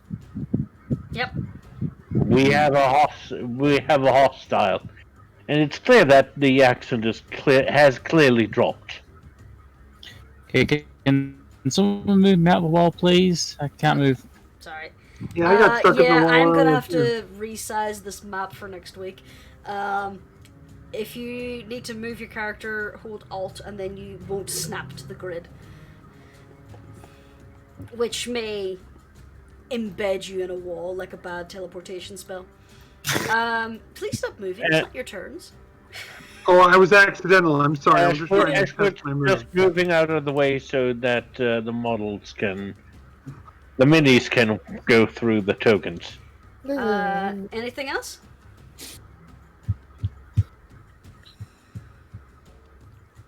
Is that you done, Hunter? Not Hunter. Ashford? My name is not Hunter. That's why I corrected myself. What to say? I'm casting Hunter's Mark on the asshole. Okay. Hunter's Mark on the asshole.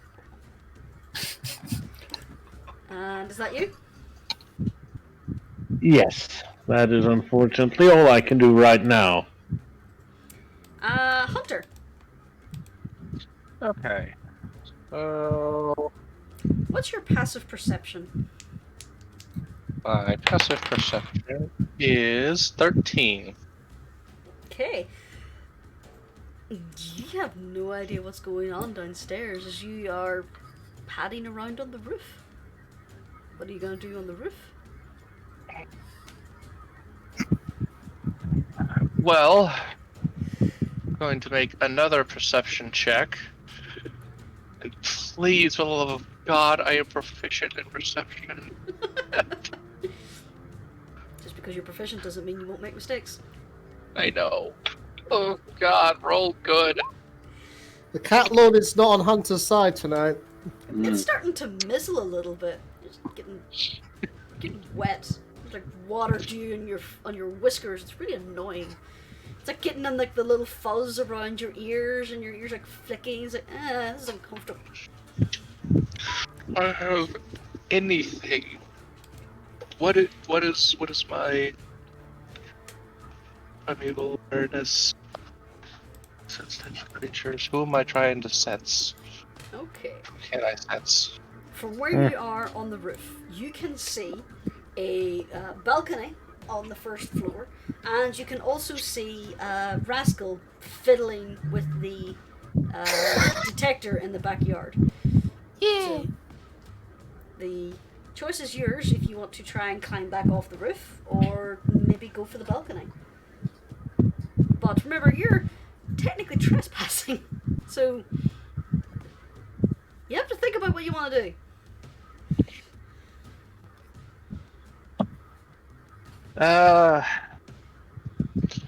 Well, he's still waiting.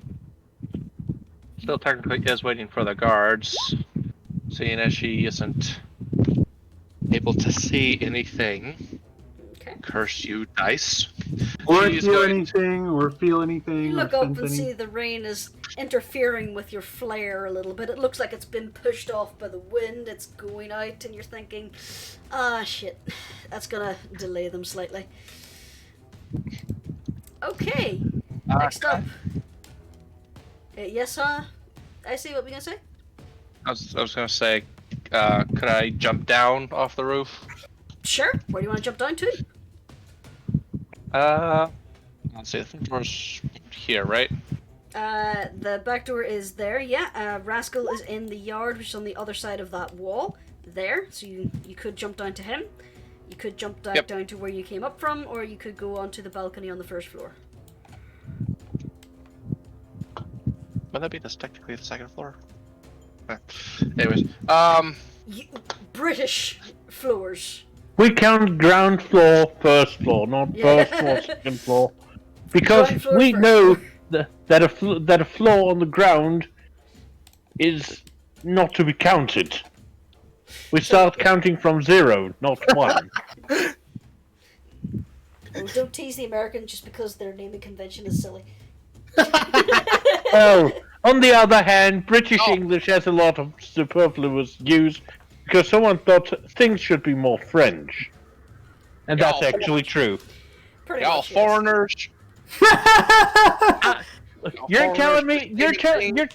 telling me I'm a foreigner? I'm a foreigner in England and America, my friend. Fun fact, Webster, who wrote the American dictionary, dropped all those U's because he wanted a distinct language from the English. He wanted the American language instead of the English language. Well, fuck him. So, that's why you all have a lot of different spellings and pronunciations, because of that guy wanted to differentiate himself from the English. Anyway, We say that's aside. herbs. We say herbs because there's a fucking H in it. Yes. Thank you. Hunter, Anyway, could you make me a quick athletics check? Yep. Oh boy, good luck on your dice. Yeah! Hey! Finally. Rascal, as you are like shaking this nimble right detector and like doing a little tap tap trying to get it to work, suddenly there's a hunter beside you. Right, just well, this- oh, hi, Hunter. Just this rush of wind and this flurry of fur and a slight cape, and suddenly there's a majestic tabaxi. He's like, hi, I jumped from the roof. Ten I out did of the Batman Perfect drop. Yeah, pretty much. The superhero landing. Yeah. Your knees will hurt tomorrow, but you look cool. Well, actually, let me. I know the scene I'm talking about. I'll look at it and see if it's a superhero landing. Continue. So, Mads, what's Puppy Mads gonna do? I don't know the mechanics. Could she turn back and do something, or is turning back her action? I believe it's an action. I believe there's an action to drop it. Then instead, she's going to move up and can she? I don't know how the movement would work. She wants to run past Alia and try to like full tackle mastiff leap onto this guy. Because she presumably saw all that, right? You can try. Yeah, she's gonna do the flying puppy leap. I would like you to make me a strength check, which for the Mastiff is +1, so a d20 +1. I love these Come on. these cards. These cards are amazing. I can just pull them out and have all the stats on them. They're great. Aww. Okay, and now you can do strength saving throw for the bad guy. Ha ha ha. You run and try to get him. You jump over Alia, who's kind of reeling from her hand wound, and he just brings up his arm and he just throws you back. You kind of roll off Alia's shoulders and land back in the kitchen. Yeah, okay. He's like, bad dog! I'll fucking slit those fuckers' throats!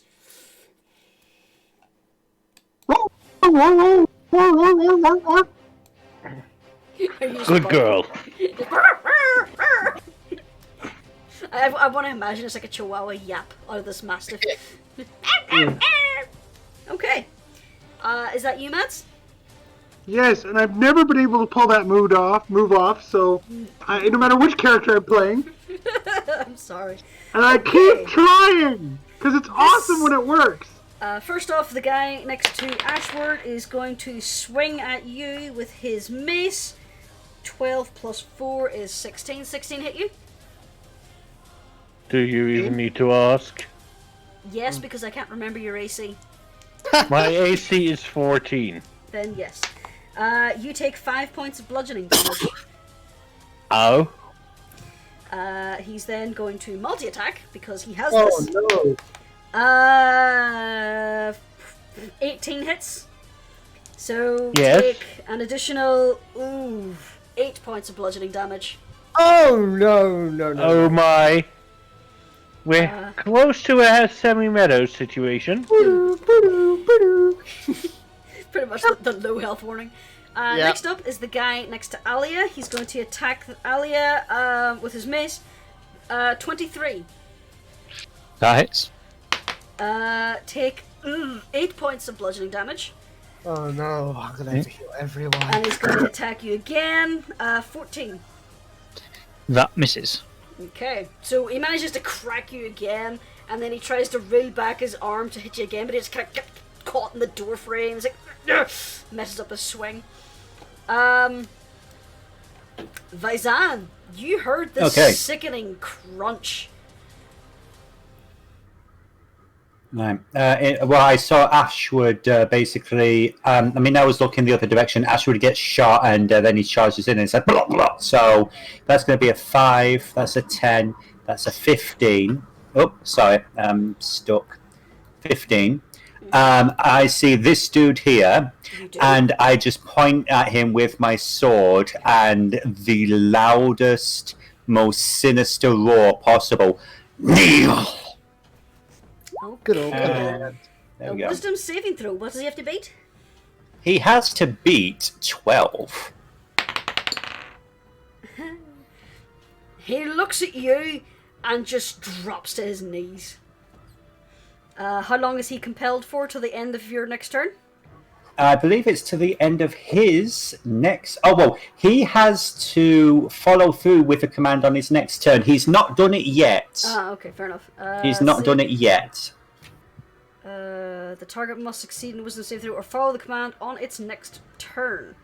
Yeah. Say drop. Okay. So that's your turn. Anything else? That. I don't have multi-attack or anything. Is lay on hands a bonus action? I ask our former paladin. I think so. No, it's not. No, sadly. Oh, divine favor. Divine favor. Your prayer empowers you with divine radiance until the spell ends. Your weapon attacks deal an extra 1d4. Yeah, boom. That's my last spell.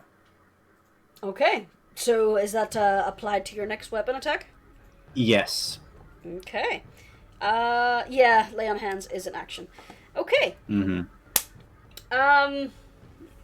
Colin, before you go to bed, would you be so kind as to get the eye drops and we'll give them to the kitty? Thank you, dear. Okay. Next up, Rascal. Yay. Okay, so Rascal's gonna head in here and see what all the hubbub is about and sees this fucking hot mess. Hey guys, what's going on? Oh, my team, what the fuck? Right, okay. Okay, I'll get her then. And let me reiterate.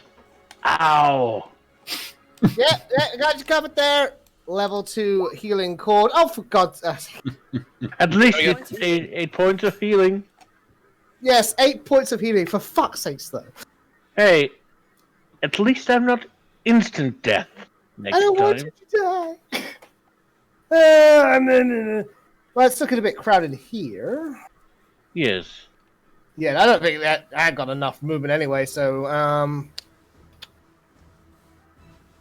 tell you what. Depends. You might be able to get in next to him here. Peach is not going to stop you from getting in. I can't really see, though, so that might be metagaming. Yeah. If Rascal can't see he can get by, then... Yeah. You can always get here. You could see. Yeah, okay, I'll do that. I'll do that. Whee! Whoosh! Okay, that's you. Nope. Finally get to use this. Rascal lunges with Sammy's rapier, and Pat Tactics gives it an advantage, which is a 24. Presumably that's... Yeah! 4 points of piercing. Damage. Okay, then. Now that's fine. Hen has gone walkies. That's a fork. Okay. Okay. Okay. And is that you? Yeah, that's me. Alrighty then. Elia. Elliot is going to try to. She's going to basically try to push her. She lifts her hand and tries to push her side blade through his shoulder. That'll hit. Okay. And as her bonus action, she's going to use her cunning action to disengage 3. Okay, disengage. Fair enough. And that's you, Yep. Ashward. Still hurting a lot, so first things first. Cure wounds. No, the dueling style does not apply. Okay. Would be cool, but no. Just 4 points of healing. And he's going to make his way around to the... Oh, shit. He sees all the carnage. You are gonna my God. pay for that. I just looked at the stream. Yep. What's up? Fucking hell! Wow. Oh, What's going on in the stream? We'll see. You'll see. Ashwood has just seen Ashford a looked in lot. the other room. Okay, so nasty things are in there. No, it's just... And Let's is that just say the floor tiling is now very red. there was less bodies at the red wedding. Oh, no. Ashford, Yeah. That's you a alright? statement. You done? I do not have anything else I could pull right now, unfortunately. Hunter. I'm hoping that Captain Vizan will Alright. keep him occupied. You have heard One yelps second of here. pain and sounds of fighting. And also Vizan bellowing at someone to kneel, apparently. Alright. So... Okay. So... That'd be 5... Can't see the grid. 5... Yeah, I'll fix this. 10... Okay, so there, I can see where Vizan is. I can't technically see up over where Mads is, but I can spot this guy here just past Vizan. Oh yes. So I would say Mads is still barking.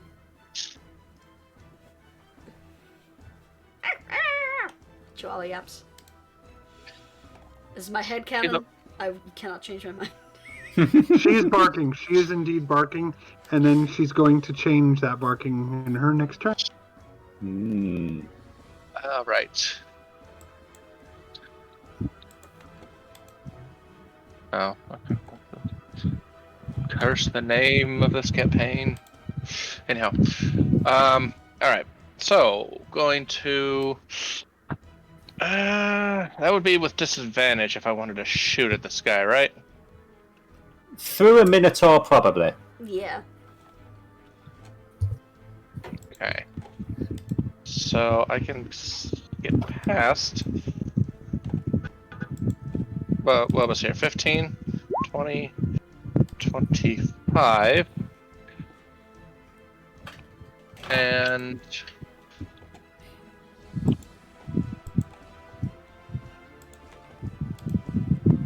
Okay, I have 2 short swords from the other guy. Does that mean that means I can have 2 attacks, right? Or If you use your bonus attacks for an offhand attack, yes. okay, so she's going to whip out both short swords, attack with 1. That hits. Okay. And use her second short sword, bonus attack. Misses, I'm afraid. Can we actually retcon that a little and say my second attack hits with the first attack missing, like he dodges and then I just with the second one, For flavor, sure, why not? just for flavor. Okay. Next up is Mads. What's Pupper Mads doing? Pupper Mads is going to move to right here. She is going to turn back. And she's going to look this guy right in the face. Stand completely in front of him. And say, "Strike me and taste death." And I think that's as much as she can do. Is it an action to drop wild shape? I'm going to double check that. I don't know. Because I know what she's going to do next round, but I thought it was an action, you guys said, so I was working under that assumption. I know it's an action to cast it. I'm almost certain that it's a bonus action to drop. Bonus to drop, bear with me. Yeah, because if she gets a turn, she's going to do something special. Your action to magically assume the shape of a beast that you've seen before. You can use this feature twice. You stay in the shape for an hour. If you revert to your normal form, unless you expend another feature. You can use a bonus action to drop it. Yes. Bonus action to drop it then. Yep. And instead of saying what she says, she just says, she looks at this guy. And where are my spells? There are my spells. Die for me. Boom. Thunderwave. Okay. Directly in his face. Saving Like puts her hands like both out right in front of his face. Like makes a little mushroomy symbol with her fingers and says, both hands together and says, "Die for me." Okay. He kind of partially staggers, but he takes a moment, he rolls his shoulders and growls at you. He rolled an unmodified 16. So he takes half damage. However, Which is still 9. that is a loud boom. The Yep. windows are rattling. I'd say Rascal knows the sound of a thunder wave. Oh, yes. Mm-hmm. And is that you, Mads? He doesn't get pushed back or anything at all, just right where he is. He made his save. Oh, okay. Okay. Okay then, it's the thugs' turns. This guy doesn't seem happy about what's going on here, but as ordered, he drops to his knees. Looks very confused as he's like holding his mace and he's glaring at Vizan. Other than that, that's his turn. This guy, however, he is going to try to attack. Mads, does 17 hit you? Absolutely it does. Take 5 points of bludgeoning damage. Second attack is 21. So take an additional 5 points of bludgeoning damage. So he just whacked 14. you twice with his mace. Vizan, Can she lick? Yeah. Go on. Can she giggle? Sure. With pain? Looks mildly perturbed. Captain Vizan, your prey is kneeling before you. Good. So with advantage, I am going to do my best to remove his right arm. That is going to be with advantage. Does he? My great sword. It's advantage because he's kneeling. Okay. Just remember, we need one of them alive. 14 It won't be this one. does hit with 15 points of slashing damage. Plus, that's going to be an extra because we rolled it earlier. That's an extra 2 radiant damage on top. Okay. So you mind how Alia just shouted, "Remember to keep one alive"? He dead. There's one aimed As she at. shouts that, you kind of blink and look at this man that you have just bisected. At the shoulder down to the hip. His face is like just stuck in this like O expression. As the top half of him just kind of slides off to one side, the bottom falls over onto the other side. Yeah, he did. Just for flavour, I'm going to turn to Hunter and say they can interrogate the head. And I'm going to use my 30 feet of movement to try and head up here towards the combat. Sure. 10, 15, 20, 25, and I think 30, that's going to get me there. Yep. And that's you. Next up, That's me. Rascal. You're Yeah. a little covered in this man's blood. Rascal's had worse. Okay, so how beat up is Ashwood looking? Like, is he still pretty fucked up? I'm halfway there. So 14 out of 28. So I'ma do it anyway. Give him another level 2 healing cord. Yeah, it's about the same. hey, I did not require ask for it, but I'm very grateful for it, my friend. Just looking out for you.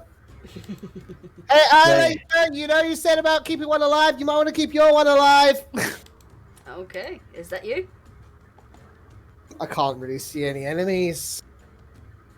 So I think so. Just let me check my sheet real quick. You know what? Caw, check the detector, caw. Why, yes, metagaming pigeon. Sure. Let's check the detector. It's very slow, very quiet. Whoopee. I reckon it's far from here now. While we're tangled up here.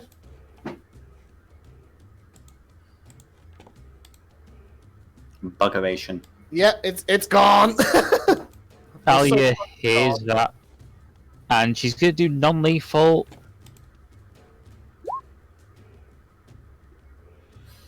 Okay, 16 hits. That's non-lethal damage.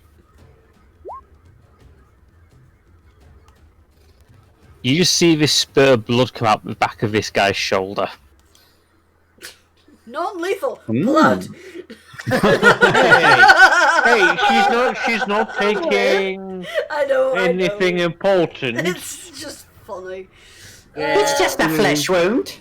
Okay, so he is like, ow, but mostly annoying. Anything else? She says, "I can let. Do you really want me to let my friends kill you?" Okay. Next up, Ashford. Oh, the humanity. Oh, hello. Didn't expect someone here. Bounty. Fortunately, the style is no longer there, but the longbow is non-lethal, so with disadvantage. I'm trying to pin him to the wall, not killing him. Okay. So you're like aiming for the leg to stop him. Yeah. 11. Okay. You hit him in the meaty bit of the thigh, and he's like, ah, ah, just glaring. Good over one, you. my friend. Okay. Anything else? And he basically pops back out. We got another one in through here.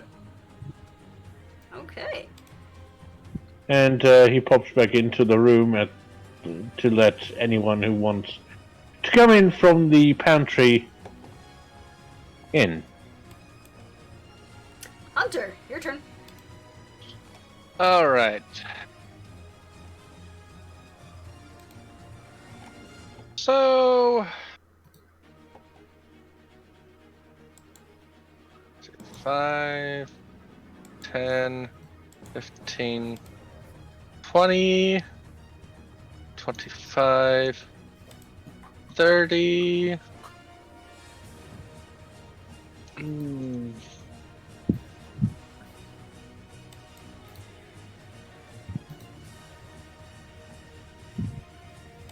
Okay. Darn it for being a normal tabaxi.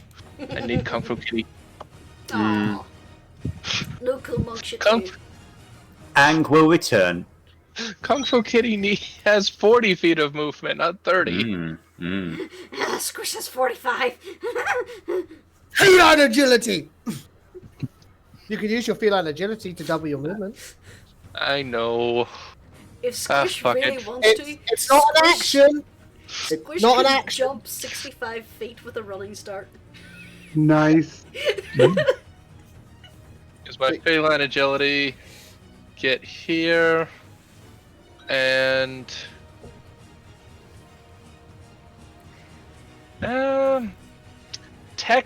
would it be disadvantage with Mads? Because he's technically shorter? No. Mads is 5'4". Mads is 5'4". Yeah, but Well, Hunter's taller. you're still in dog form, aren't you, Mads? No, she's she No. turned back and thunder waved him. Oh yeah, forgot. He would have a slight cover bonus, but you wouldn't have disadvantage. Alright, so... Longbow. That hits, even with his partial cover bonus. And just... Yes, non-lethal. Okay, 7 points of piercing damage. Where do you hit him?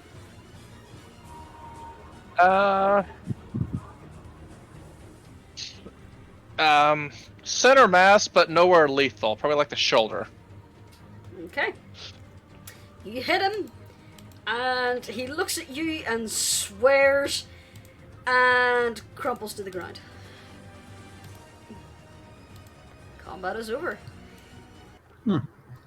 Again, if not to metagame and everything, Peachy is he looks over to Rascal, and because Rascal's the one with the detector. Which direction?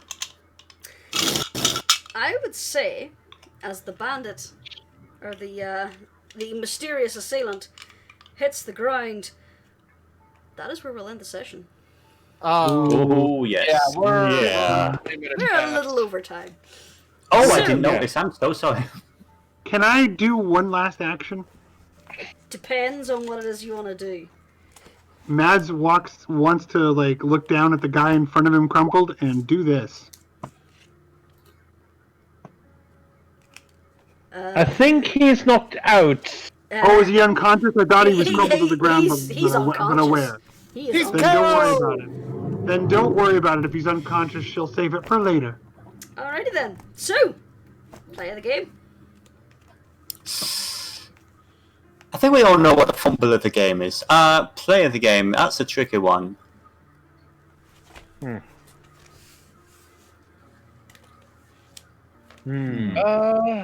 Not sure, really. The social Roll-wise, worker not giving up we on her chosen didn't- career after meeting Mads. He was about to say. What was that? Play of the game? What? The social worker not giving up on her chosen career after meeting Mads. There you go. Yeah. She gets play of the game. Yes. Yeah. Also, canon, Waterdeep has social workers. Yeah. Yeah. As well it should. Yes. Oh my god. Fail of the game. Rascal got arrested! Yes, he did. Ashwood almost died. Yeah, but that was no fault of your own, was it? Well, I rolled not as greatly. That was the dice. I decided to participate all those rich racist fuckers. Some of which actually donate to Kobold causes. Oh, I don't believe that for a second. Yeah, no. I said they donate. No. I didn't say they didn't donate for the tax benefits. So, what have you guys walked into, I wonder? Ooh. Isn't this it's delicious? It's a combo. totally wasn't spending half the session keeping you RPing while I was desperately selling this math bob. No. No, not What really. is that? That's what I want to know. What that is. It appears to be a suit of armor. Oh. It's a suit of armor that hasn't fallen over. Questions, Well- theories, revelations. Yes. So I'm very curious about whether either of these individuals are related to the individual I have been tasked to find. We'll find out next week. It seems very likely. Hmm. Because someone who's very good with his mouth can get an innocent, untrained. Not touching that one. No. Phrasing. What? Can get some rather No. naive. No. You struck oil. Stop digging. Well, all I'm saying is I'm Criminy. fairly certain the guy talked it into this man. No. I will say is there are currently 2 arrows in this guy, and Ellie's going to make good use of that when it comes to interrogation. Approved. Alrighty then. So, we'll leave that there. We'll let you plot over what you are going to do to this poor guy over the course Uh, and I'll use that time to very quickly read the rest of the feckin' chapter. So, going down the list, it's going to be a good night from the pupper mads. Good night, everyone. Wear a mask and wash your hands. And just remember, don't deny the kobold love. A good night from the halfling pincushion. it hurts, but it hurts me more than it hurts you to kill you. Wait, what? A good night from the one who renewed himself in the eyes of Bane. Good night, children. Don't be a racist prick. Yeah, that too. A good night from the most athletic kitty. Good night, everyone. A good night from the felon. Good night, everyone. Be careful of how you use precipitation. It's more dangerous than you think, apparently. He may be a felon, but he's my fella. What made it worse is the fact that you used magical means to do it. And lastly, a good night from aneurysm incoming. Good night, night. Good night, everybody.